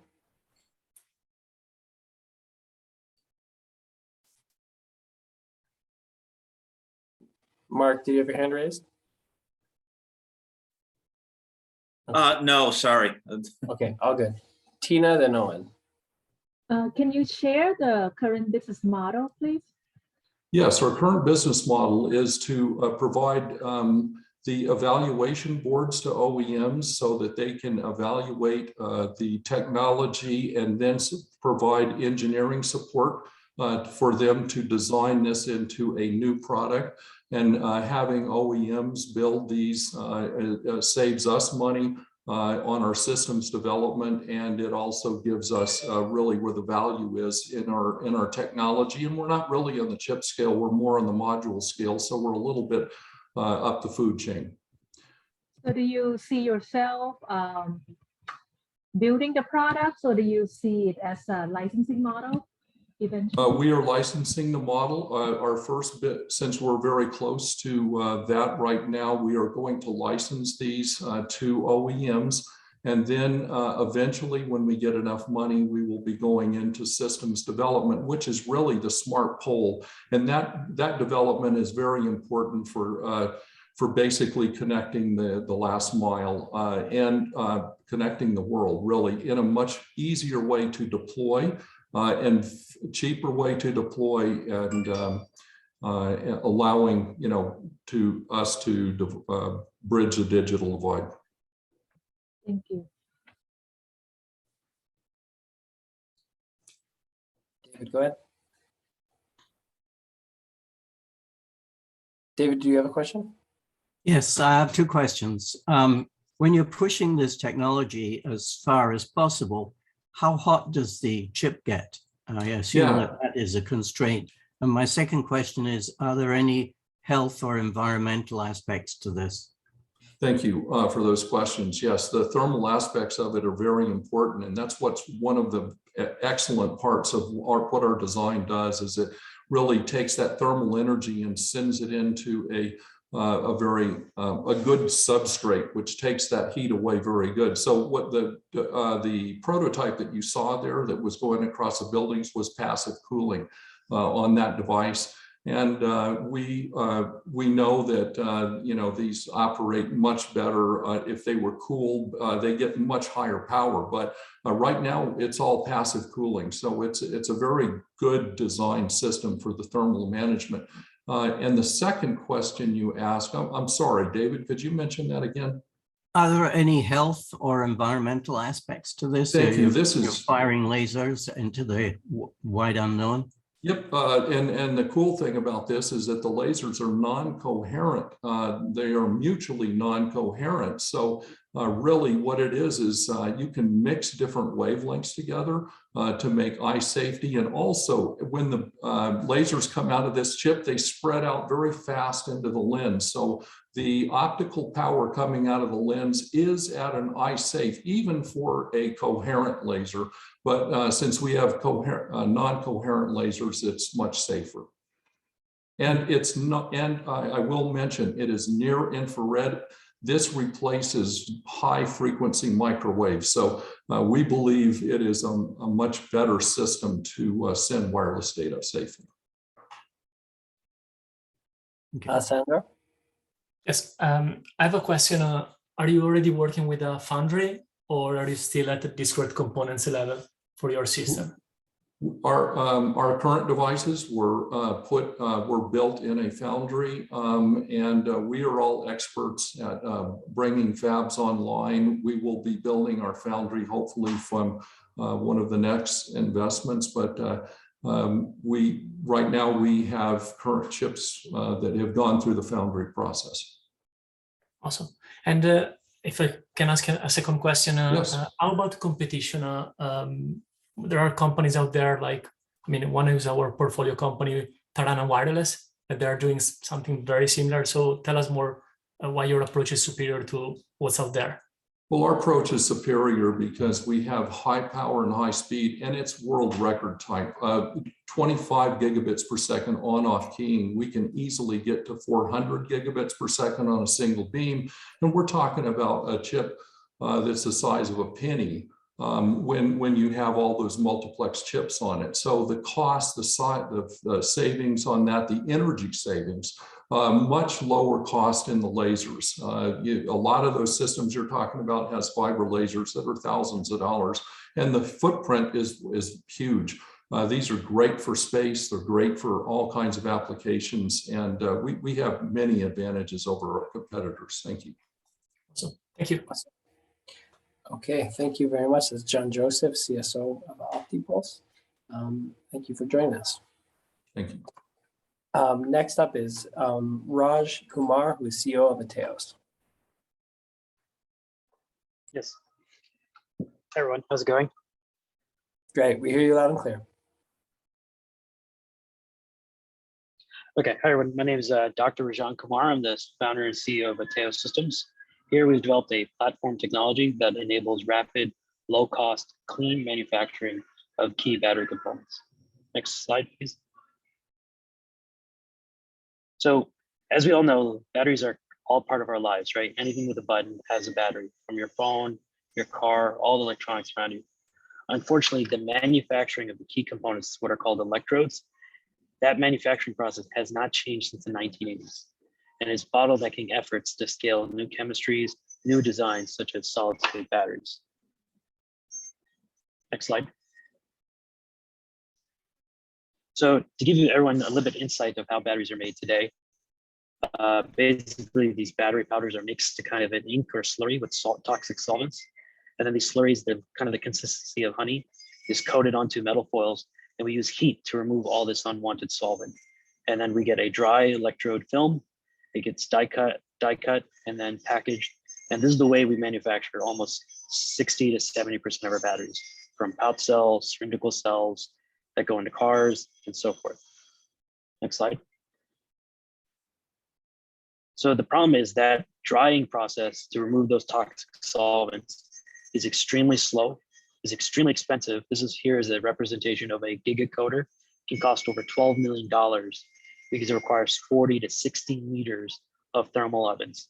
And then it is extremely toxic because the solvents that are used are cancerous and have to be collected so they don't go in the environment.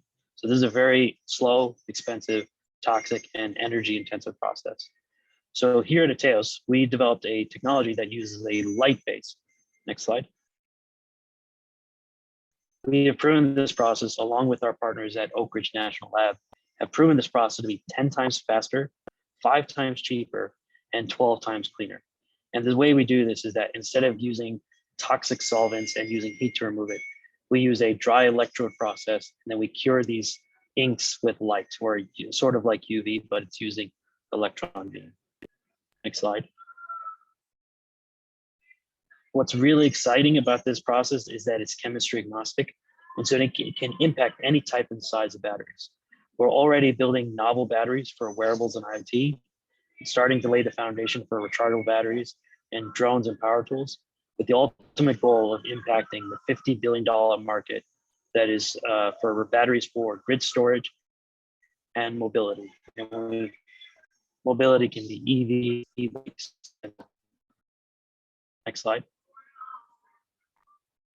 So, really proud of our company, only taking less than $1.5 million of funding. And in less than a year and a half, we released our battery. This is one of the highest energy density primary batteries or single-use batteries in the space. It's already proven to have 2 to 4 times more energy density with increasing materials, optimized for high power for wireless communication, and can be robotically mounted, making it easier for OEMs to integrate into their products. Next slide. So what we're seeing is real traction with customers in asset tracking, electronic shelf labels, and diabetic patches. These are companies that already buy primary batteries already, but they're looking for more energy density to either increase the longevity of their devices, where they can stick it and forget about it, or reducing the size of their product, like in diabetic patches, for better user experiences. And we are providing that opportunity, the high energy density, the power they needed for the wireless, and easy integration. Next slide. So to give you context, to give you an example, like how we're impacting, right here is a picture of a shipping label that a company called Renesas develops. It has a Bluetooth chip that powers GPS, humidity. This would go on a FedEx package. What you see on the right when you flip it is basically the pack is a device with a battery, a competitor battery. So the black area is a competitor battery. This is our battery here. And this battery in this space provides 5 times more energy in a fourth of the space. And this is why customers are really taking advantage, because we provide new form factors and ability to power the device. Next slide. 30-second warning. Okay, perfect. Okay, I'll try. So what we've done with software tools to expedite the device. So you can actually go to our web in batteries. This expedites the sales cycle. Next slide. Next slide. Sorry. We've already tested with great customers in space. They can visibly say this is one of our batteries are the highest energy density that they've seen in the space, and a lot of traction on our battery builder. Next slide. One unique thing we've been able to move really quickly is because we're incubated in a $15 million battery facility. So we have all the pilot manufacturing. Many customers are now coming in to build test unique batteries for them. Next slide. Next slide, sorry. We have a really strong team, well, multi-diverse. I have 10 years experience in semiconductor and print electronics. Carlos Muniz, here my co-founder, is expert in wearables and IoT. And then we have our strong engineering and sales team with Andy McMillan, Dr. Kevin Berry, and Raj Kumar. We have another team of 5 engineers advisors. Next slide.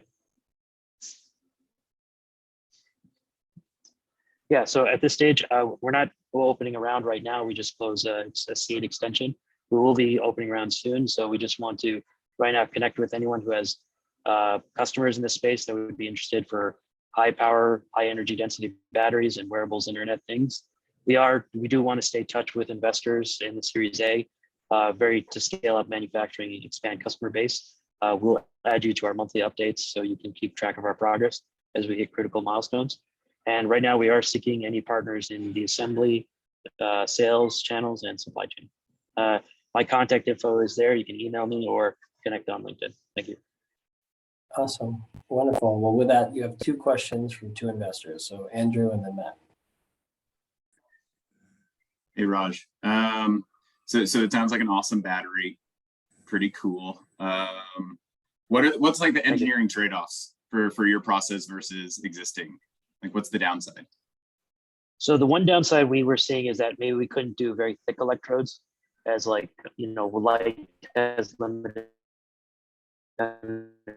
on milligrams. Raj, we were initially not going. Okay, maybe Carlos. Hey guys, can you hear me? Hear me? Yeah, Carlos can better. His internet's better. Yeah. So the question was, what was the drawback with the e-beam curing system? Yeah. So one drawback is going to be if we can definitely prove out the thicker electrodes.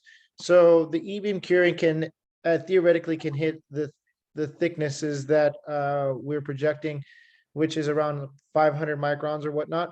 But still, that has yet to be proven. From what we've proven so far, it's around 200 micron thicks, which is still substantially thicker than what thermal curing has shown. That's it. That's like the big blocker.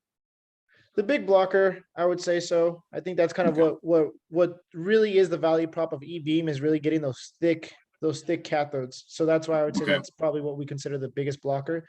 I mean, the roll-to-roll speed also, you can make an argument for that.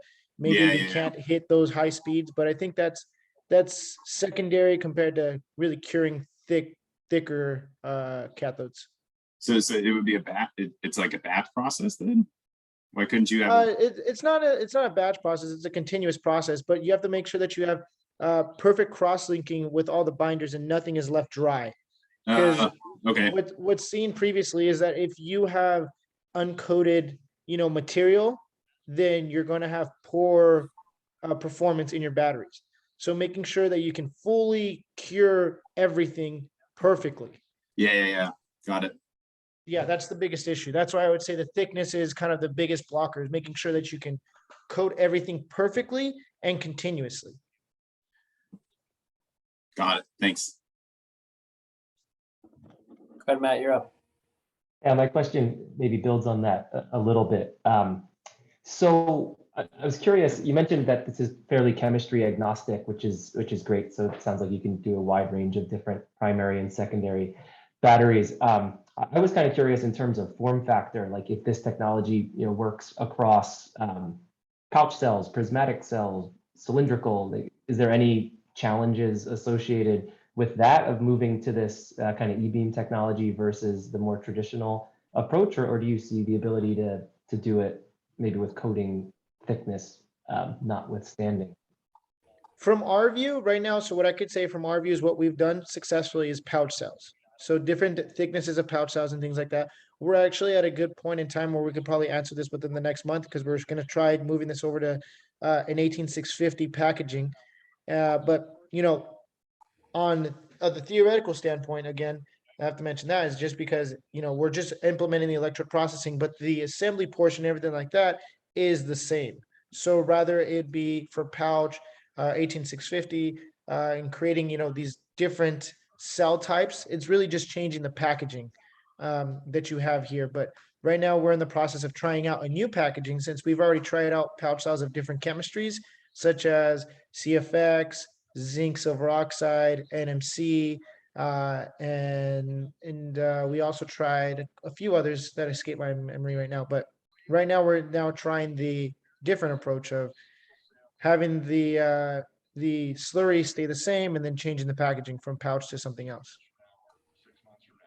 Yeah, and just to add to it, that's kind of our business model as well, is that we're going to focus on manufacturing the guts, and then we have a partner that already has that assembly approach. So that's what we're doing.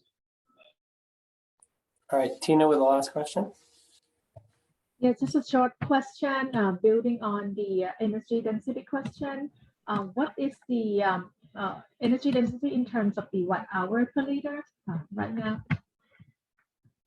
Yeah, so what I can say for the primary battery, just to say it's a primary battery, so we've been seeing over the 400 watt-hour per kilogram as a lithium CFX, one of the highest energy density batteries ever existed. From the rechargeable, what we are doing is silicon NCA, silicon LFP. This is where we're looking at the 250 to 350 watt-hour per kilogram. But we still have, we're still undergoing cycle life testing for that cell. Thank you. Awesome, thank you. So that was Teos, and pitching was Dr. Raj Kumar, CEO. We're going to move on to the last company pitching in the production of application session, which is Evocnano. Pitching is David Nielsen, who is Vice President at Evocnano. Thanks, Josh. No problem. So we are a nanotechnology company where we develop different products and different verticals in energy, in coatings, and in healthcare and life sciences. We do actually do quite a bit of work in the development of incorporating nanotechnology into batteries to be able to improve anode cathode performance and electrolyte performance in a variety of rechargeable systems.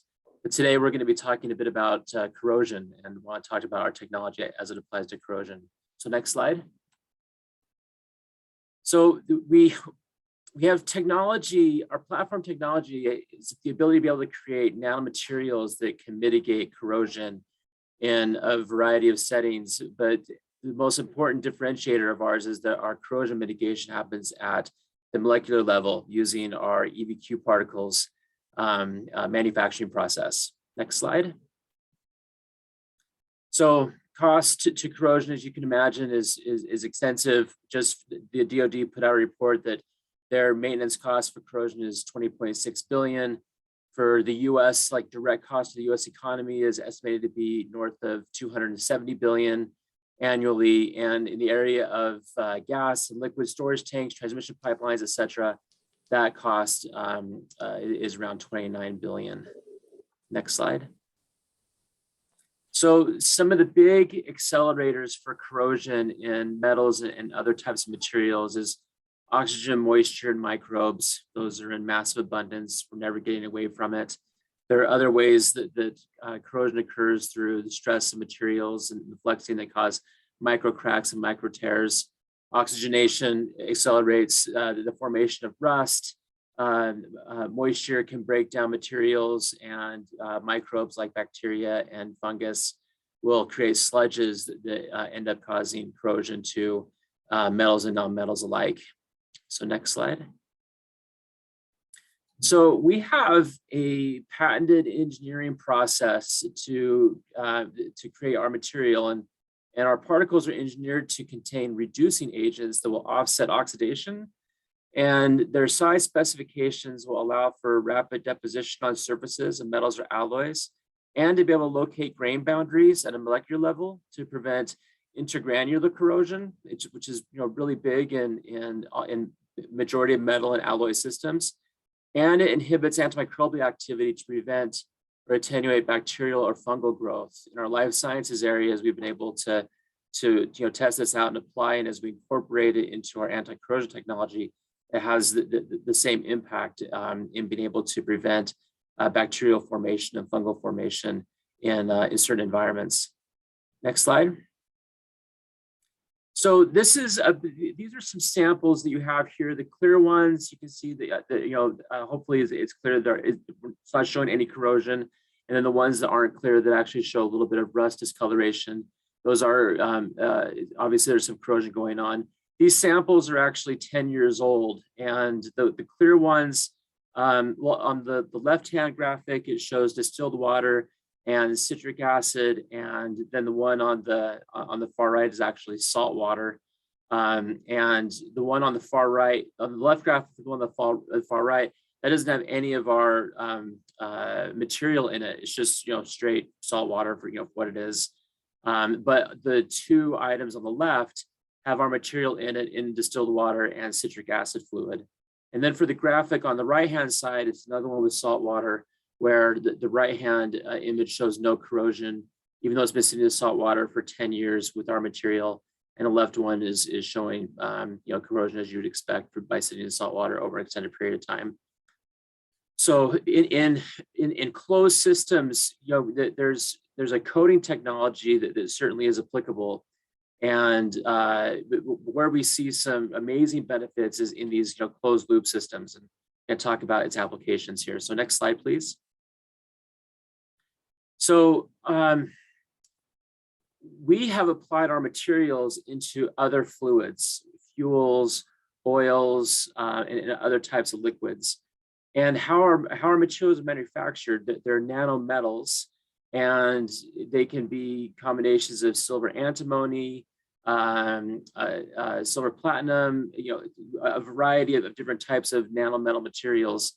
And the patented process for how we manufacture them make it unique. It's probably the differentiating factor in that they are non-reactive and the metals are non-emissive, which means that when you apply them to other fluids, they don't react with the fluid or prevent the fluid or inhibit the fluid from performing its primary function that it's meant to do, so they can be safely incorporated. Next slide. 30-second warning, dude. Gotcha. Thank you, Asher. So we look to apply EVQ into fluids to be able to help maintain near, I would say pristine conditions, but we attenuate and decrease the onset of corrosion in these closed loop systems like fuel tanks, underground fuel tanks, transmission lines, etc. Next slide. So we have a patent on this technology specifically, and a lot of patents on the manufacturing piece. The technology is ready to scale. We think we're the technology readiness level around 5, where we've been able to validate it in certain relevant environments. And then we have access to some pretty phenomenal technology thanks to funding from the National Science Foundation. So next slide. So we're seeking partners. We want to be able to test prototypes in operational environments. We want to move our technology readiness level from a 5 upwards to a 9. We want to be able to identify commercial opportunities and to be able to receive assistance and consulting for to scale up our manufacturing for eventual licensing. That's our business model, is to be able to license the technology to companies to be able to apply it into their large manufacturing systems. And then this is our team. But not only are we great looking, but outside of myself, everyone is pretty dang smart to be able to develop this technology. We're proud of everybody and all the work they do here. And Next slide is contact information. Myself, David Nielsen, I'm a scientific advisor and in the business development area of our company, and Brian Berth is our CEO. And happy to take any questions.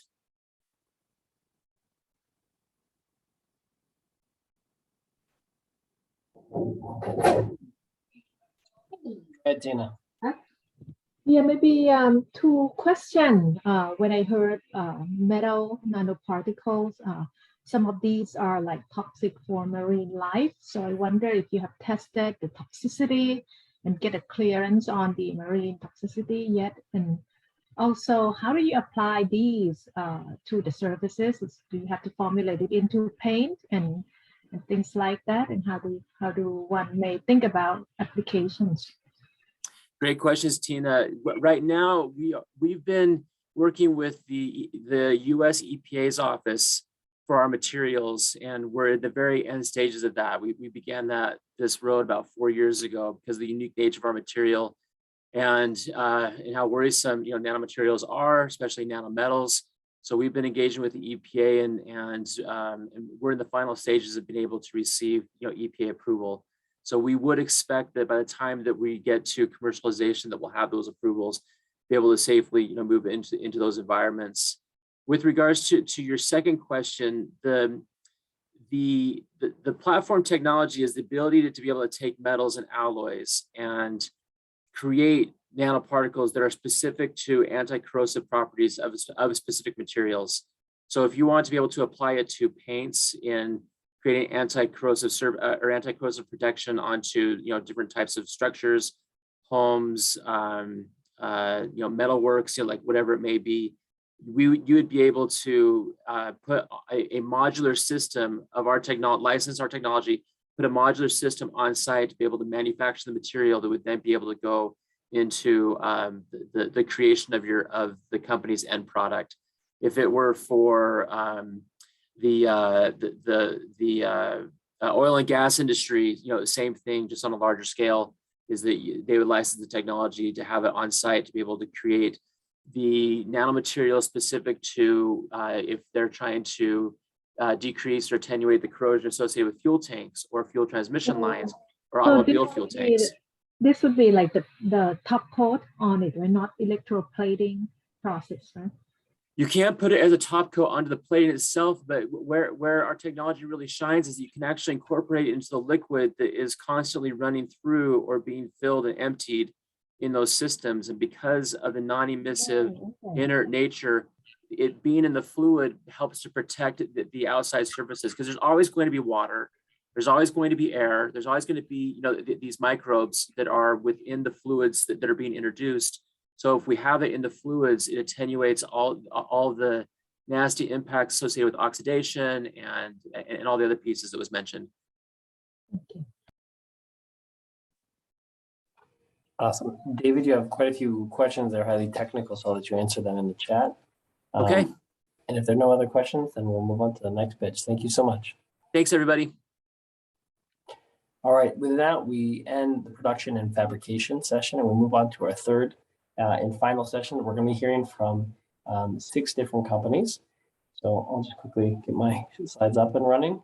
We're going to be hearing from, hold on a second, C or Flipper, also as they are known. I'll just share my screen really quickly.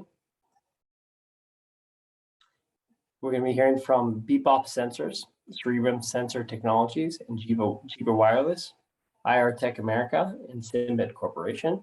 On the panel, we are joined by Samir Golami from G7 Ventures, and the rest are continuing with us. George Severson from United States Air Force, Chinatasa Kahawa from TDK Ventures, from Mighty Capital, David Anderson, Owen Sanford from the United States Air Force, Mark Brzezinski from General Dynamics, and Joseph Mcrae from the 52nd Communication Squadron of the United States Air Force.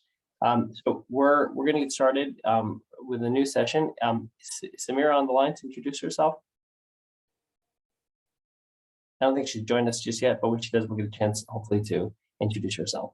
So the first company pitching, Brian, who do we have going first? I think we have Sinbad and Monty Johnson, President and CEO, is pitching. Yes, correct.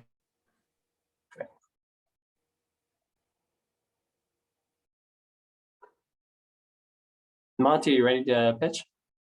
I am. Thank you. Wonderful. Hey, thanks for allowing us the opportunity to talk about Symbit's technology. This technology uniquely addresses the power's needs of sensors for IoT, medtech, and cold chain. There's been years of development into this technology, and we're looking for an investment to take us over the goal line. Next slide, please. Coin cells printed batteries cannot meet current market needs due to their relatively large size and high assembly costs. The answer is Symbit's interchip micro battery. It allows for low-cost assembly. It's extremely safe as it's solid state, and it's very small as 1 millimeter on a side. And as we all know, size matters. Next slide. Symbit is the leader in solid state thin film micro battery technology. We have high volume manufacturing in place in the US, and that allows us to protect our strong portfolio of patents, trade secrets, and know-how. Our products are perfect for high growth markets and low power IoT, smart sensors, and biomedical applications, replacing conventional power sources with solid state batteries that are rechargeable, safe, miniature, can be easily integrated into end products. Next slide. So why are we different? Conventional batteries, coin cell supercaps are relatively bulky, unsafe due to liquid chemicals that can leak, often flammable, and they require holders or sockets for physical and electrical attachment to circuit boards and enclosures. The interchip overcomes these issues. Symbit is developing higher capacity, higher density versions of the interchip in order to expand the addressable market size in key applications. Next slide. Our patented manufacturing process is similar to that of semiconductors, where the batteries are fabricated on silicon wafers and defined using photolithography. The size of these micro batteries facilitates use by customers as bare die, chip scale devices, integrating them into their products with the attributes of safety, high cycle life, low self-discharge, and miniaturization, which are all obviously critical to product design and use. Interchips are reflow solder tolerant, meaning they can be deployed in high volume, low cost assembly tools and methods. Next slide.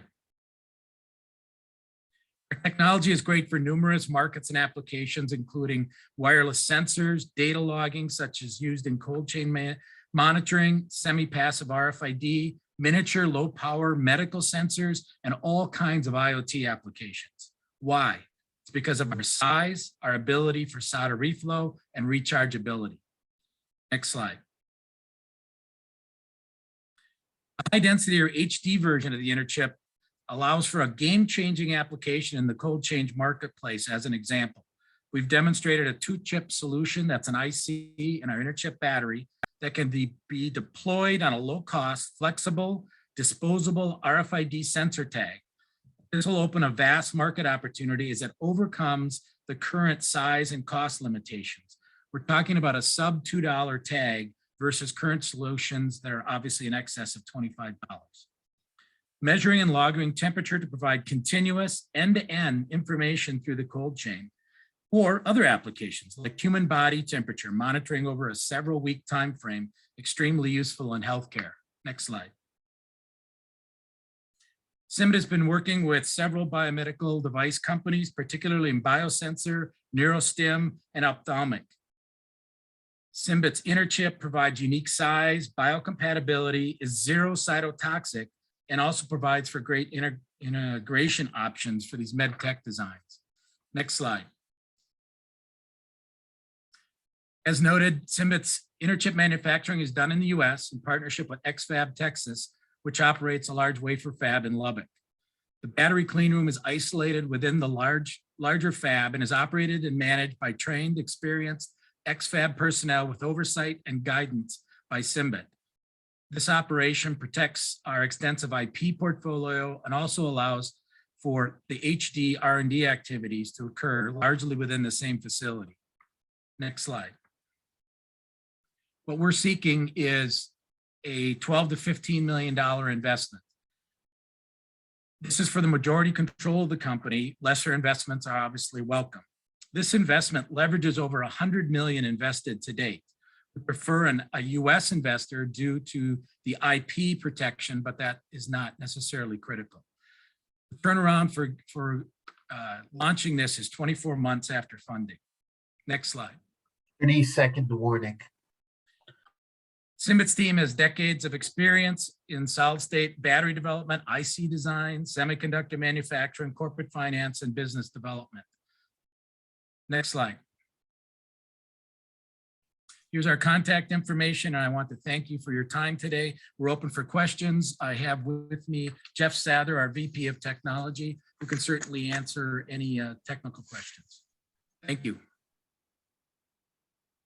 David, first question is yours. That was me, was it? Yeah. Okay.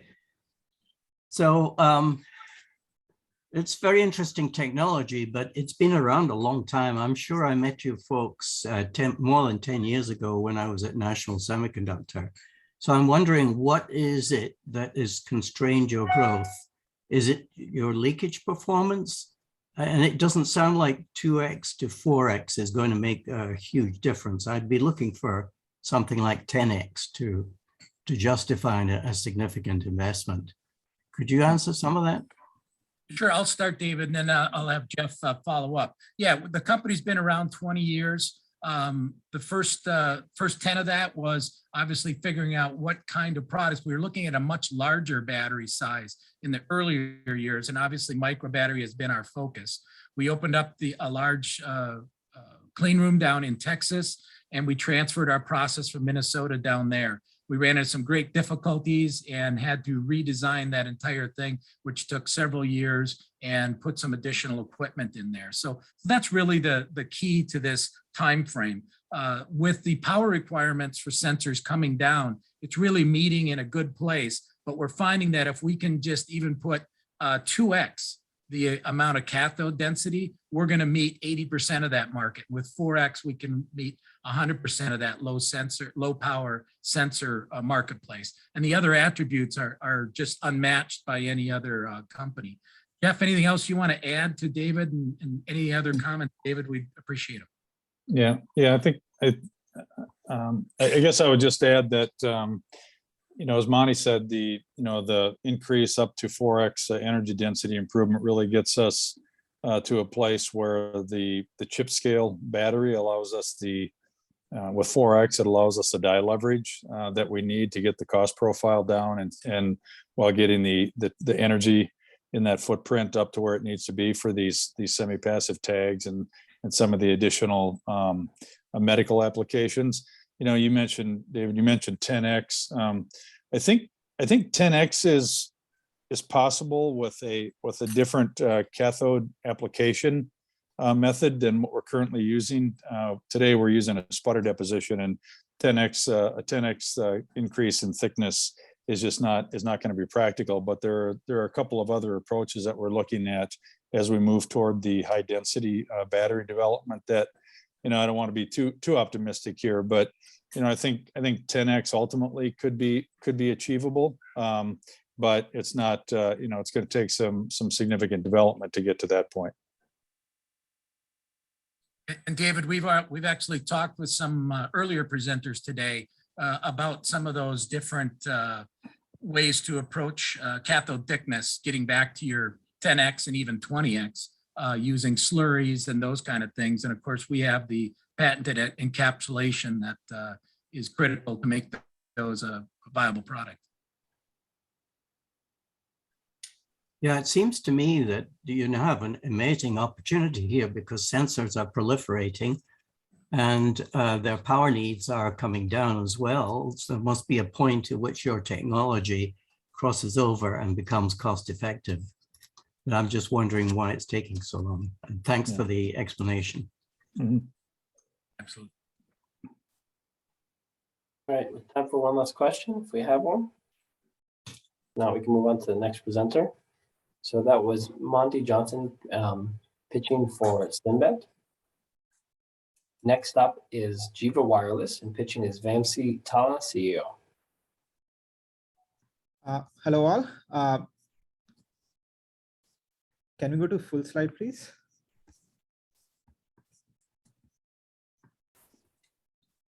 Okay, thank you. Hello, I'm Vamsi Tala, co-founder and CEO of Jiva Wireless. We are a spin-out of the University of Washington, and we are commercializing low-power wireless technology. Next slide. As you all know, the demand for connected devices has been growing exponentially. CMOS technology scaling, i.e. Moore's law, has enabled huge advances in digital computation, while sensor technologies continue to get smaller, less expensive, and more capable every year. However, analog technologies underlying this phenomena, such as wireless communication, i.e. radios, and battery chemistry, have been unable to keep pace with this growth. This is the single biggest factor holding back the growth of connected devices. Next slide. So let's look at today's radio technology to understand these limitations. On the x-axis, we have data rate, and on the y-axis, we have battery life. The most popular wireless standards, be it Bluetooth, Wi-Fi, or cellular, all sit somewhere on this trade-off line between battery life and data rates. If we maximize for battery life, we must give up on data rates or vice versa. So the question is, can we get over this line? There's a huge untapped opportunity above this line, which today's wireless standards cannot serve. And this is where Jiva operates. Next slide. Before I talk about Jiva's technology, let me first explain the limitation of today's radios. So here we have a radio-based device talking to a cell phone. The device pulls energy from its battery to generate an RF carrier, say 2.4 gigahertz for radio. And as you can imagine, this is a very energy-intensive operation which drains the battery. Next slide. So instead of actively generating an RF carrier, Jiva uses reflections to accomplish the same goal. So in the vicinity of a Jiva companion, the device now with a backscatter can just reflect this illumination signal and create standard protocols such as Wi-Fi, Bluetooth, or Zigbee. All we need is 1 cent hardware addition to the device in question, plus a Jiva firmware module, and we can enable this low power streaming capability using backscatter, i.e. reflections. Next slide.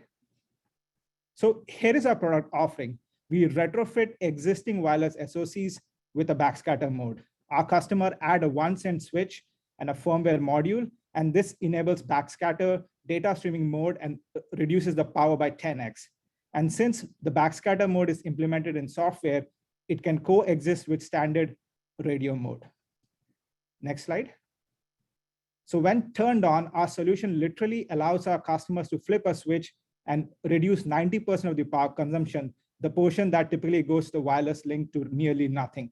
And this drastically reduces the power budget and opens countless new and exciting opportunities for our customers. Next slide.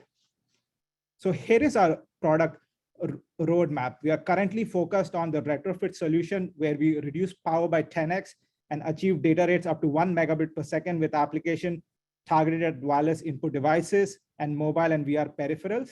Beyond this, we are also planning for our next iteration of the integrated circuit solution, which will turbocharge our product to 100 to 1,000 times less power at significantly lower cost, higher data rates, and lower power consumption. And we plan to support up to 10 megabit per second using Wi-Fi.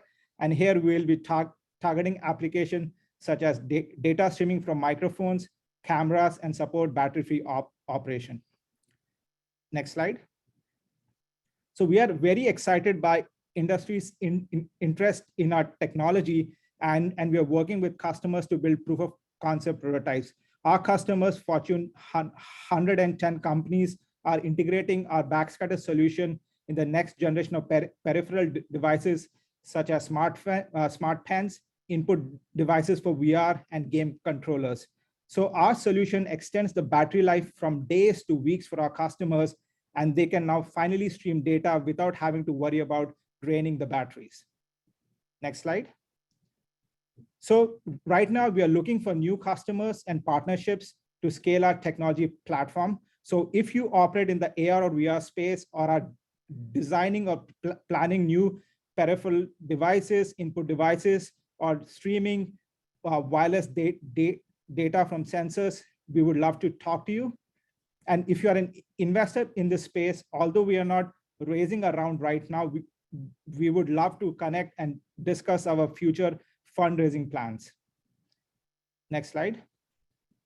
So Jiva's co-founding team, including myself, are experts in this field, and we have authored numerous award-winning academic journals in the space of low power communication, sensing, and RF energy harvesting. We are inventors of the underlying IP, and Jiva has a portfolio of 30 patents covering various aspects of the technology platform. Next slide.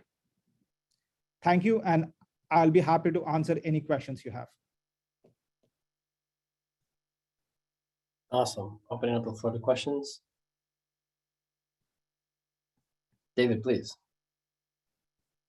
Well, this sounds too good to be true. I'm not an expert, so could you give me some idea to get this backscattering mode working? Does it matter what the environment is, if you have to be in a certain environment or building or whatever? And do you have IP that protects this approach from other people making the same thing?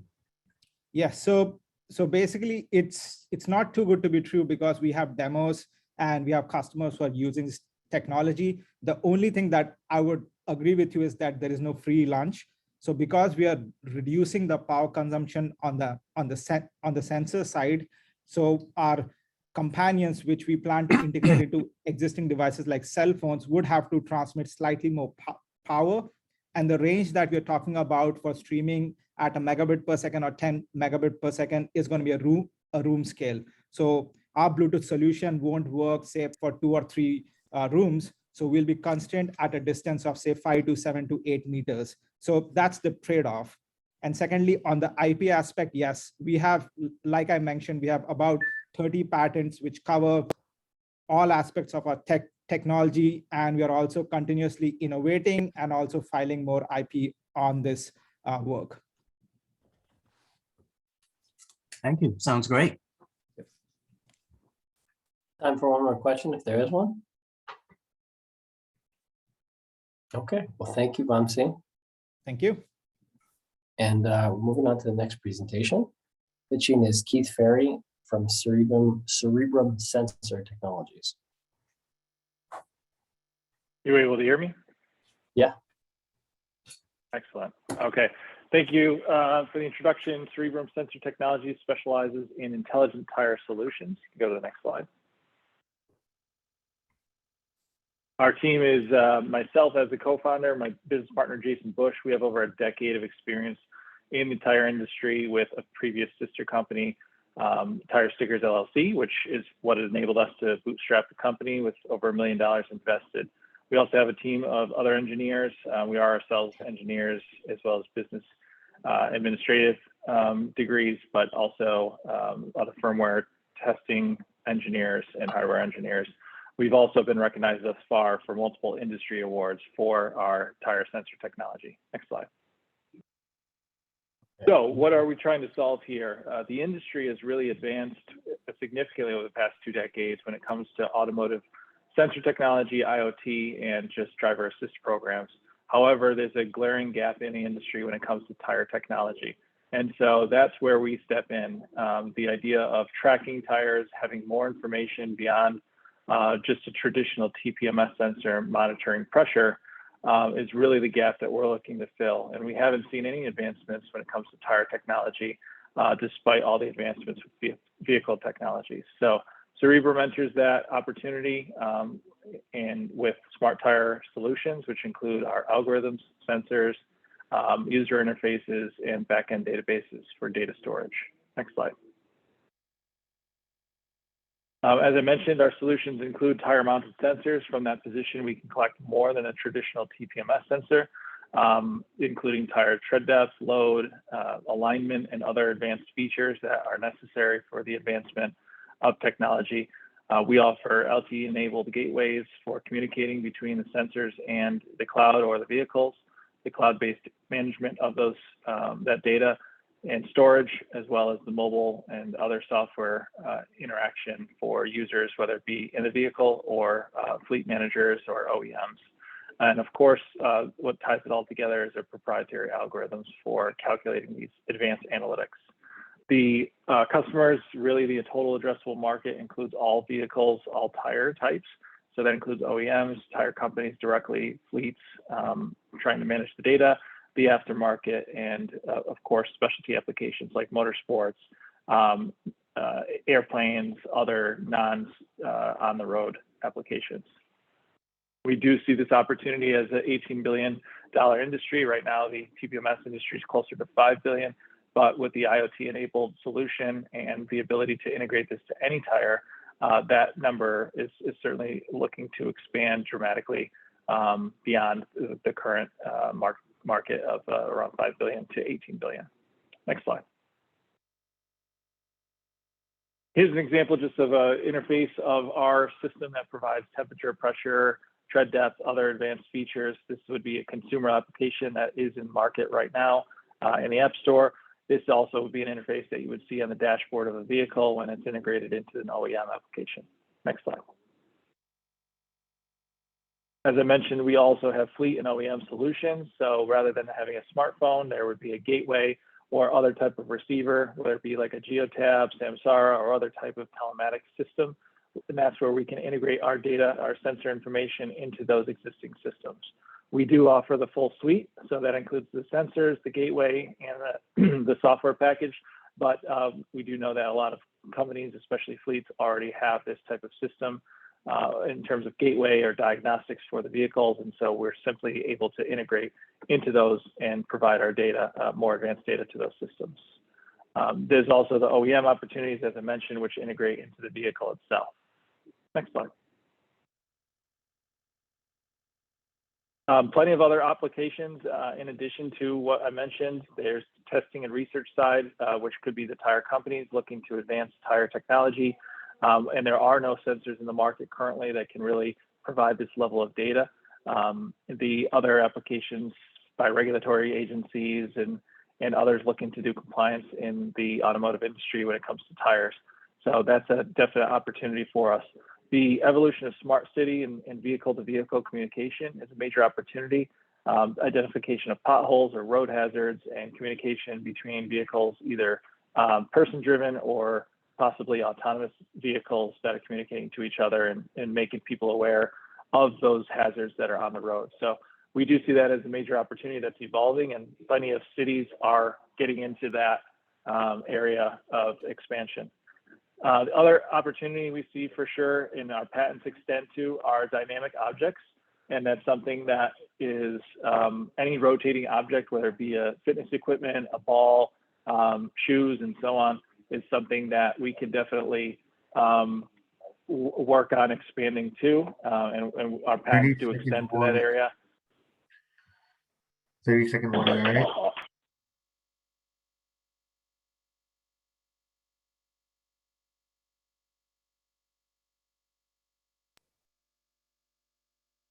Next slide. Yeah. We have proven performance with our tread depth algorithm in over 2 years, tested by OEMs, TPMS companies, and vehicle manufacturers. Go ahead, next slide. We are a leader in this space. We continue to be advanced beyond existing competitors, although many of these competitors are working with us to integrate our algorithms or sensors into their solutions. They don't necessarily have a solution. Next slide, please. I mentioned the strategic relationships. We can go to the next slide. Our vision is beyond aftermarket, as I mentioned as well, heavy duty, medium duty, OEM, autonomous vehicles, and eventually big data, insurance, monitoring, and so on. So there's plenty of growth for this type of technology in the tire space. Next slide, please. Our momentum, we have a significant growth path opportunity pipeline that includes around $100 million in opportunity. Our growth path for this year is just starting off. We are early revenue, but over the next 2 years, 3 years, we see a lot of these opportunities starting to move from pilot phase to actual commercialization. So these are with TPMS companies, specialty fleets and vehicles, government grants opportunities with space exploration and airlines, of course, telematics and directly with tire and OEMs. Next slide, please. So what we're seeking, certainly commercial opportunities, especially new market developments. We see opportunity that we haven't currently made connections with. But any commercial opportunities, of course, we are at a stage where we're considering either acquisition or investment. If we do go an investment route, we are seeking $4 million in funding, which is primarily for commercialization of the pipeline that I showed on a previous slide. We do see an opportunity to also sell the company outright to a larger or strategic organization. So we are considering that, whether it be a tire company, TPMS, telematics company, somebody that is agnostic and would be able to penetrate the total addressable market. So we are flexible, but we're at a stage where we're considering investment as well as acquisition. Awesome. Thank you very much, Keith. And that's it. Wonderful. Any questions?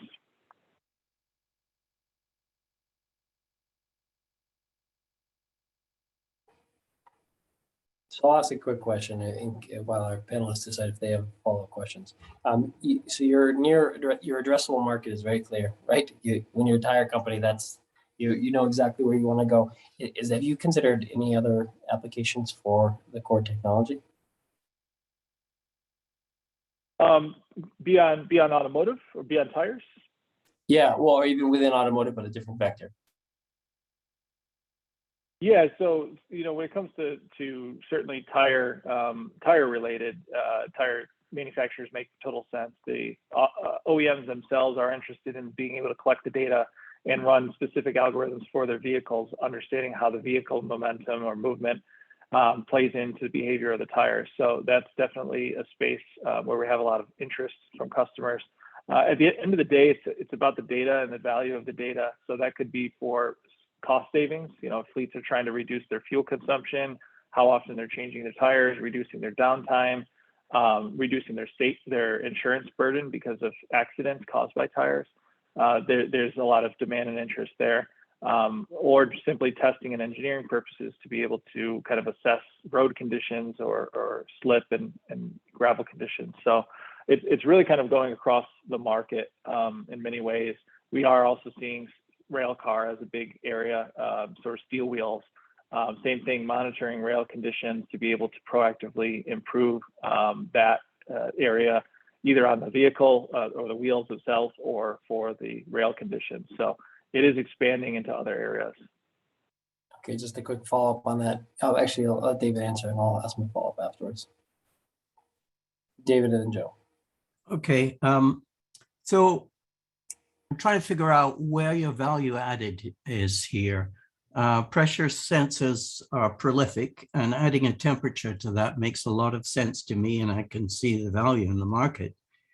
You've just explained that in order to get the tread depth, you're using an algorithm, so there's value added there. And I assume for load measurement and alignment, that's also an algorithm, is that correct? So basically, what you're proposing to the marketplace when you say you're open to acquisition is the algorithms would be sold. Is that correct? Yeah, in terms of the most value and proprietary nature of our business, it's definitely in the algorithms. The ability to measure tread depth, load, and other features is really what everybody's after.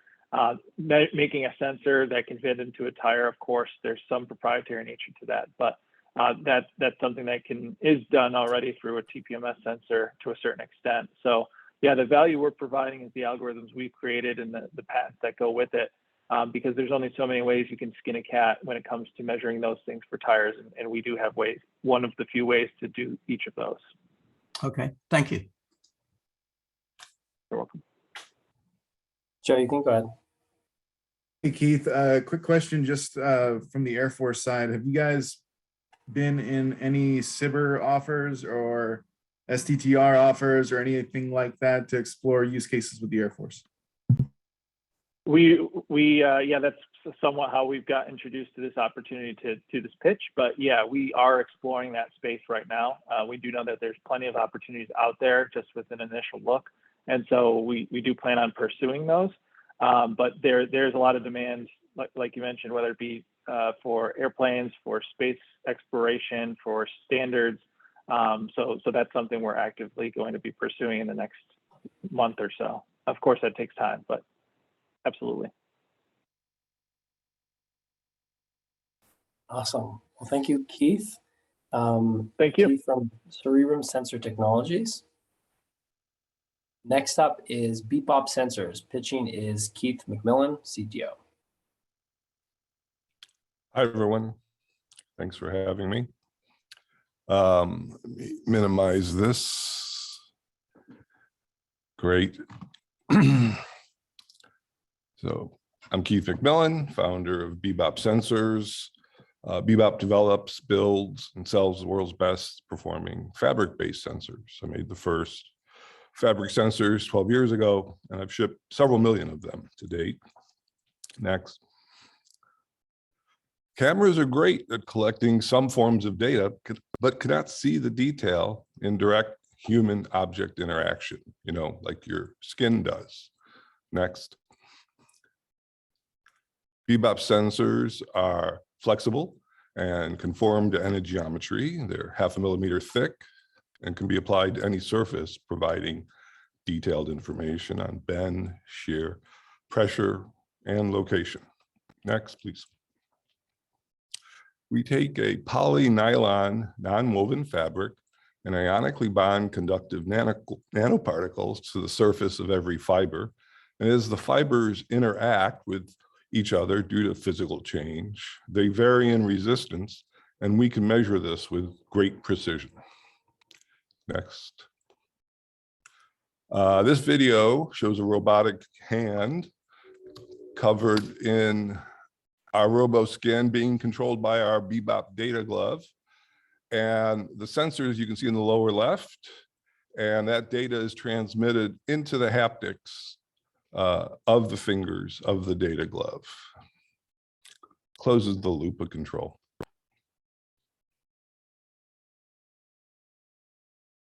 Next. When we have care bots helping people, they will need to really understand the environment. This shows Bebop soul sensors detecting an IV tube the bot is standing on. And it's hard for any other type of sensing system to provide this information. Next, please.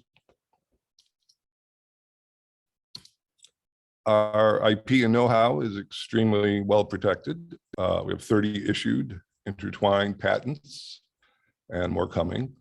With our significant lead, we've been able to build a secure fence of many layers, quite tall, and we continue to evolve our technology.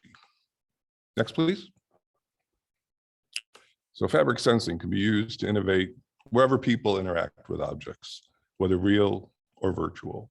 Shipping products and viable POCs exist for consumer health, automotive, AR, VR, and robotics. Next, please. Yeah, nothing really compares to fabric sensing. We're comfortable with fabric, and our fabric can accurately sense from a single gram to 100 kilograms, the exact same fabric. And in robotics, for example, people have placed finger imagers in gel to see distortions of the contact plane. Of course, force sensing resistors have been around for 35 years, but they suffer from low force ranges, drift, and terrible dynamic range. Most of the companies coming to us want to replace their FSRs. And other arrangements of MEMS and resistive fluid can detect a single point of contact, but our robot skin has 2 millimeter pitch resolution, which is better than a human finger.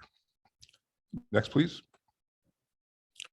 Bebop has been selected above 5 other technologies by a Fortune 10 company as the only viable sensor for an insole tracker. Using this information, researchers have shown they can detect general well-being, proper motor actions such as lifting with the legs and not the back, and even detect diabetic and stroke episodes.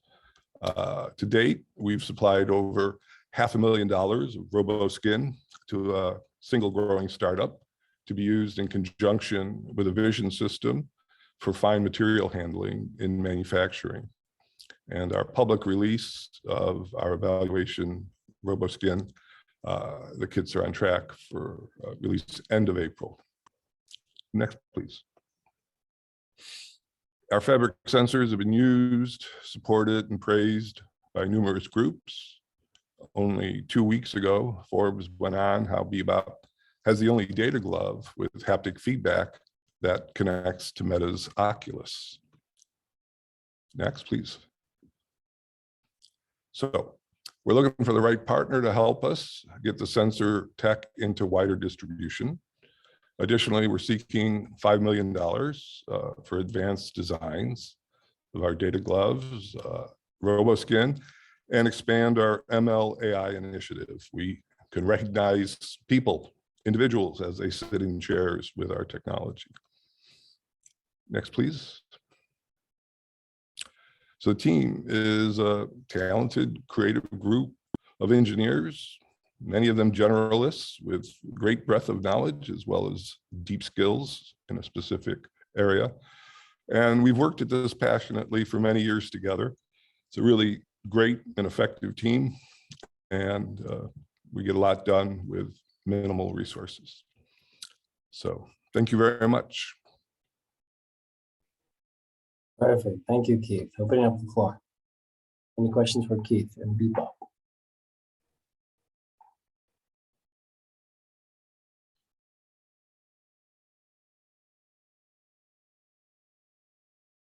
Go ahead, David.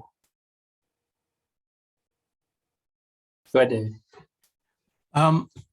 I seem to be the only person talking. I don't want to monopolize the airwaves, but I find it very interesting. I'm just wondering if you could give some sense of cost. This seems like a very powerful technology, but obviously the devil is in the details. Is it very expensive to make this? Yeah. I started another company 12 years ago in musical instruments, which is one of my passions. I've started and sold several audio companies, and I was able to travel with a small trio, and all the equipment was horrible. The only people making money were airlines and chiropractors. So I said, none of this. So I went back to first principles and looked at all the sensor technology out there. And I had to find something that was robust, had huge dynamic range, easy to manufacture, and dirt cheap. Musicians are not very well off. So yeah, our sensor fabric, it costs about 11 cents a square inch. And we manufacture it locally. We're setting up second sources, and we are able to use the same fabric for a variety of different applications, depending upon how we set bias currents, ADC references, etc. So it's very flexible, and because we use so much of it, the cost is low. Very interesting. Thank you.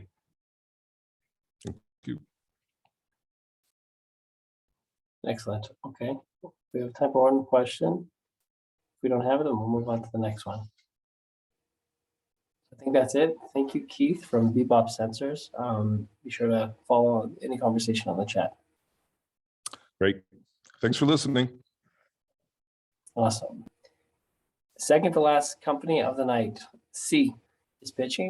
And I believe we're having Mike or Yuri pitching. Who's pitching today? Is it Yuri? I think I said Yuri. Yuri. Maybe me. Hi, Yuri. Floor is yours. Thank you. Well, thank you all for the opportunity to tell you about our solution here. So just jump right into it. So today we're going to talk about our machine learning driven information at a glance and how it really improves performance. So we'll mostly be focusing on the military, but it's important to note that this is a dual use technology and that we're shipping it to customers today. So what's the problem? So, everybody wants to have hands-free way to consume situationally relevant information. However, we believe that no solution today can be used in the field. All existing solutions are products that are power-hungry, bulky projection technology that just don't work when you try to use them in a field use case. As you can see from this image, everybody's taking the wrong approach. Next. So we took a different approach. We developed a heads-up display that fits inside standard eyewear to provide information at a glance. This is a near eye approach, not a projection-based technology, and therefore is a standalone, small, low power, and lightweight. The form factor of this is no different than a standard issue military eyewear, and therefore can be used in field. Next. So what do we mean by at a glance? When you use our solution, if you look through our eyewear, the information is invisible. The user has to glance inside the eyewear in order to consume the information. Information is then displayed, driven by our AI and ML engines, such that only useful information is displayed, freeing the operator to focus on the activity or the mission. We also provide mobile apps to plan the mission, analyze the results, and configure the eyewear. Next. So let's look at a mission use case. So first, we provide information that is situational, right? So time to target, direction, distance, etc. Because our machine learning constantly monitoring, we can provide other situational information like you're low on ammo, go ahead and reload. Since we know the mission profile, we can help keep it on track by highlighting issues like you're running behind, hey, speed up, or things have changed, move in a different direction. All this happens hands-free inside the eyewear, right? There's no tethering to anything else. Next. Another use case, which is training, also applicable in the consumer world for fitness. So again, first we provide stats. Hey, here's your time, here's your pace, here's your heart rate. Again, makes the activity more productive and fun. Again, ML is monitoring your body, so we can provide coaching like, hey, lengthen your stride or slow down because you've been running in the red. And because we know your goals, we can help you achieve your personal records, right? By telling you to speed up because you're so close to getting there. Again, all of this is resulting in a better workout and leaving you feeling far more accomplished. Next. We've had quite a bit of traction. So we have two products. The swimming goggles have been shipping for a year with a global launch in Q3. The smart glasses were delivered on schedule on a AFWERX Space 2 to the US Air Force Special Forces, the PJs. Generally, everybody loves the product. You know, swimmers, most common reaction is, I don't know how I would look without these. Having the information at a glance makes the activity far more productive. People are swimming faster and their workouts are much more meaningful. The smart glasses were extremely well received. The PJs felt that the at a glance approach was the first product they could actually use in the field. It solves a real world problem for them of providing real-time information without interfering with the mission. It really allowed the information to be in the flow instead of interrupting. And you know, from our conversation with them, they have not seen a product today that was capable of doing this. Next. Really to ask, we're looking to raise $3 million to commercialize the smart glasses for both military and consumer markets. There's a significant opportunity in the military, not just around mission awareness, but also around training and fitness readiness. On the consumer side, the smart glasses represent a fairly large opportunity for running and cycling, which are the two biggest fitness markets. We're also looking for help to take the technology beyond the Air Force, as we believe it's applicable across the US military as a whole. Next. Our team has decades of experience delivering complex products at scale, you know, from high scale systems to IoT devices. You know, we've done pretty much everything, which is how we were able to deliver the smart glasses to market in 6 months. Without this team, just would not have happened. And that's my contact information. Thank you, Yuri. First question from Owen. Hey, thanks, Yuri. So a couple questions here. I'm always concerned when I've got things that are, I'm a retired Marine, right? So I've got concerns when I have goggles and things that are bringing lots of sensor information into me. How has this been tested on humans? How many feeds have gone into that particular individual, and what's the impact of them? Secondly, you said they generally like the product. I'd be curious to know what they didn't like about it. And third, how are you tracking the measurables? Like you said, okay, your ammo is low.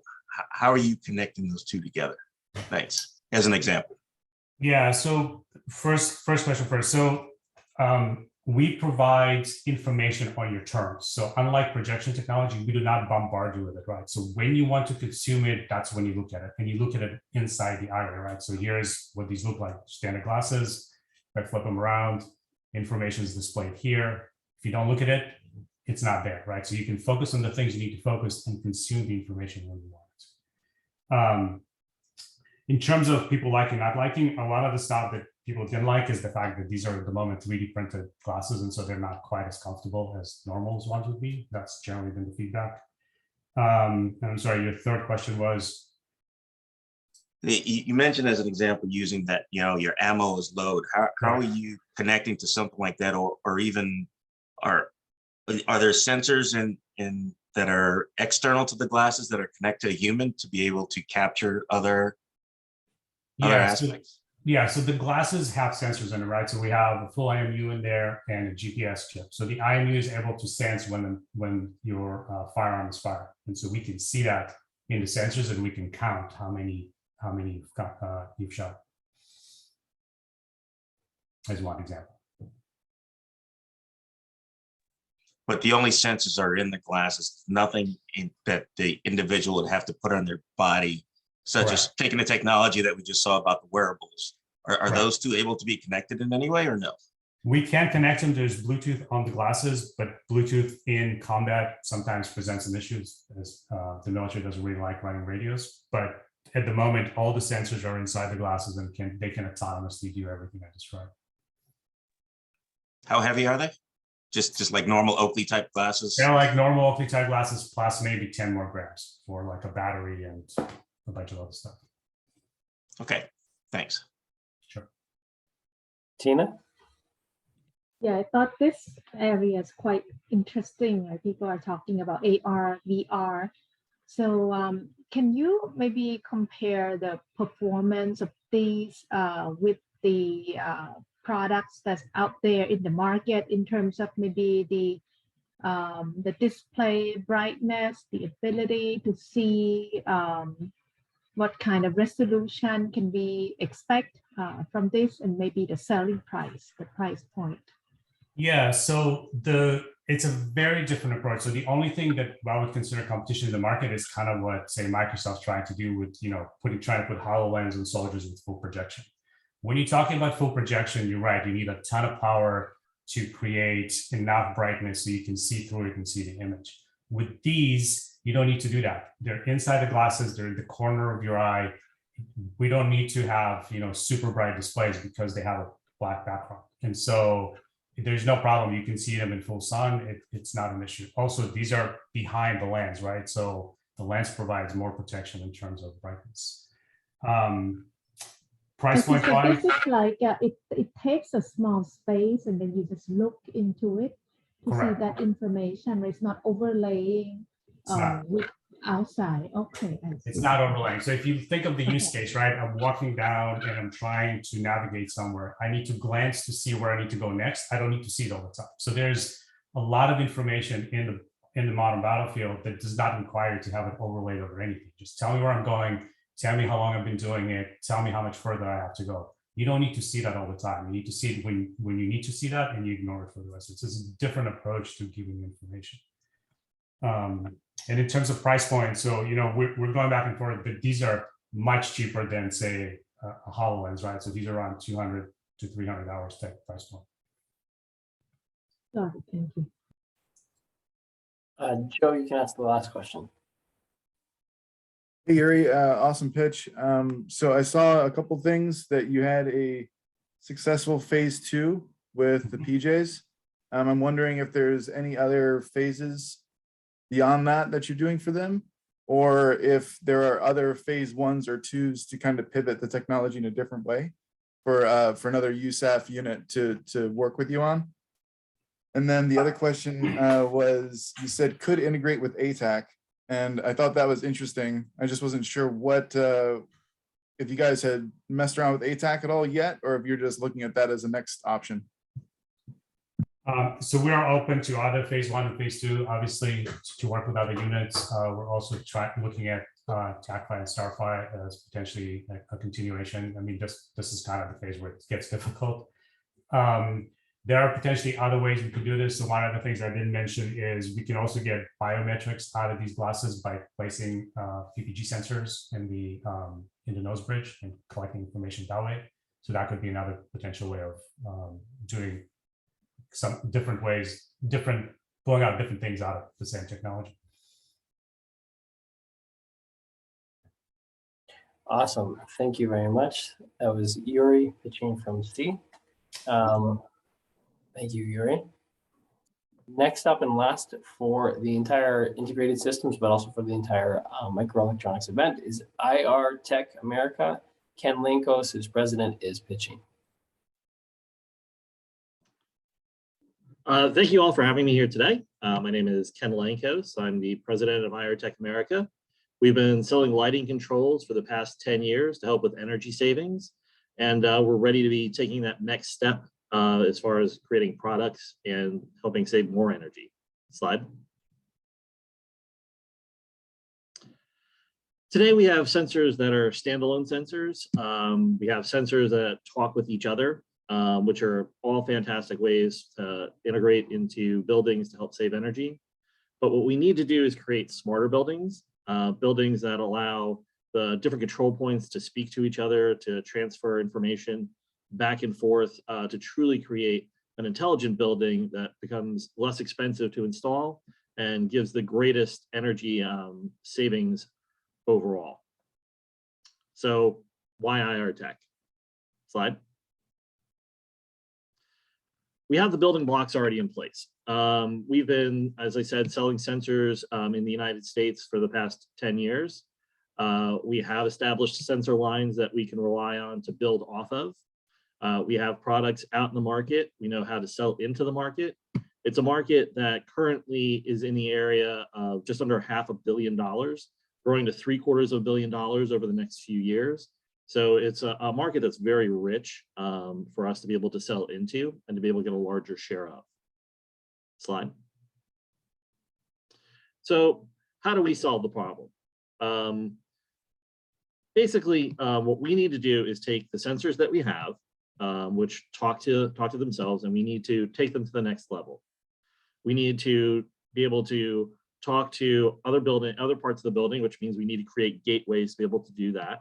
So this way we can take information in from other parts of the building who may be talking to the local energy company, telling a company that they need to shut down 20% of their lighting load so that they can shut off of the grid.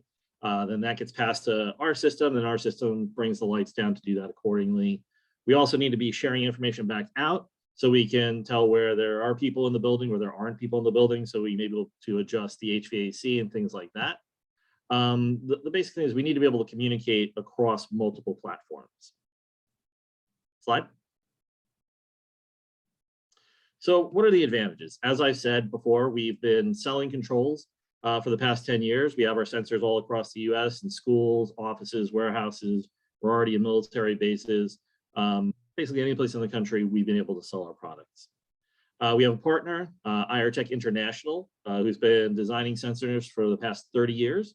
In conjunction with them, we design our products and we go to market. We're a known name in the market, and we're trusted in the market to have a quality product and be able to deliver quality products. And we have a team in place. We have 3 salespeople throughout the country. Our headquarters in the United States is in Anaheim, California. We have a whole staff there dedicated to making this a prosperous venture. And then again, we have the engineering and the design people that we can rely on back in Taiwan. Slide. So the pieces to winning. So what we need to do is we need to finish the design of our existing wireless sensors. Right now we use an IR remote to be able to program those. We need to change that over to the Bluetooth communications between our programming device, which would be an app on a cell phone. We need to design and produce gateways so that we can communicate between our sensors and out to the world. And then once we get that done, we need to start looking beyond standard power.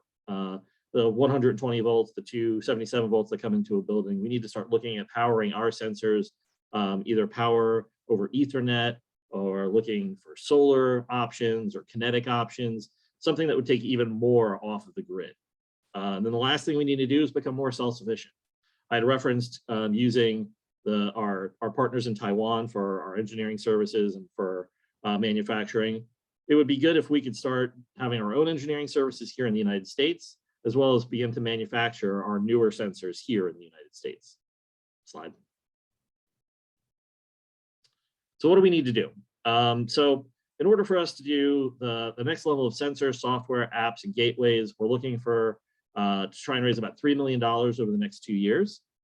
And then to start a manufacturing facility in the US, we're trying to raise about $5 million over the same time frame to be able to get our manufacturing facility up and running. Slide.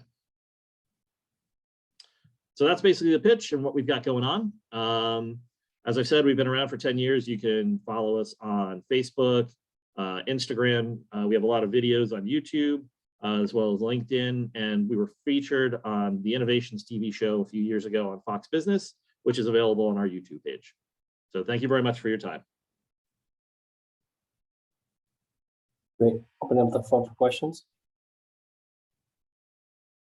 Oh, and I see you have your hand raised. I think it's from the previous session, or do you have a question also here? No, my apologies. Sorry about that. Oh, good.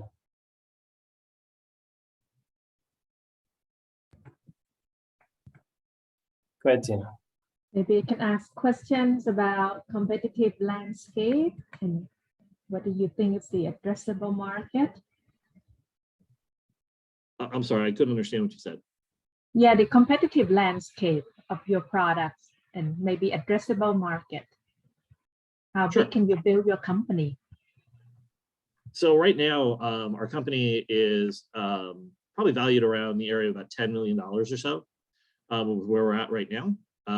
Our company really, when you look at the overall sensor market that we're trying to get into and it being in the billions of dollars, really for us, it's a kind of a limitless venture so long as we can get the products that we need to be able to go out and move them into the market, take everything to the next level.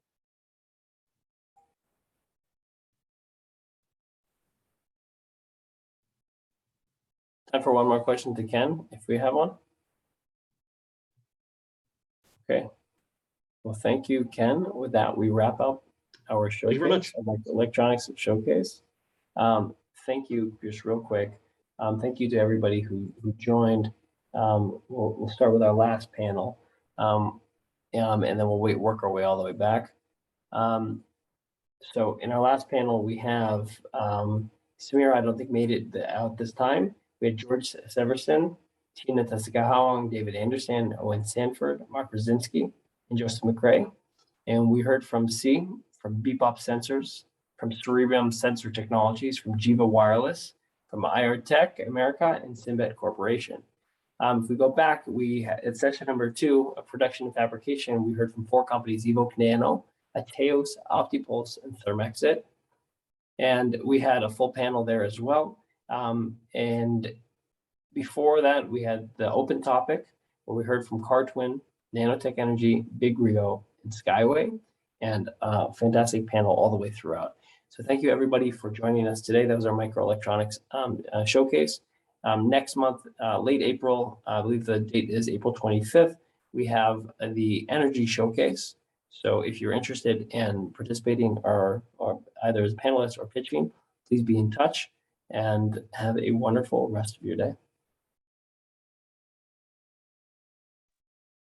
Thanks for putting it together. Thank you. Bye, everyone.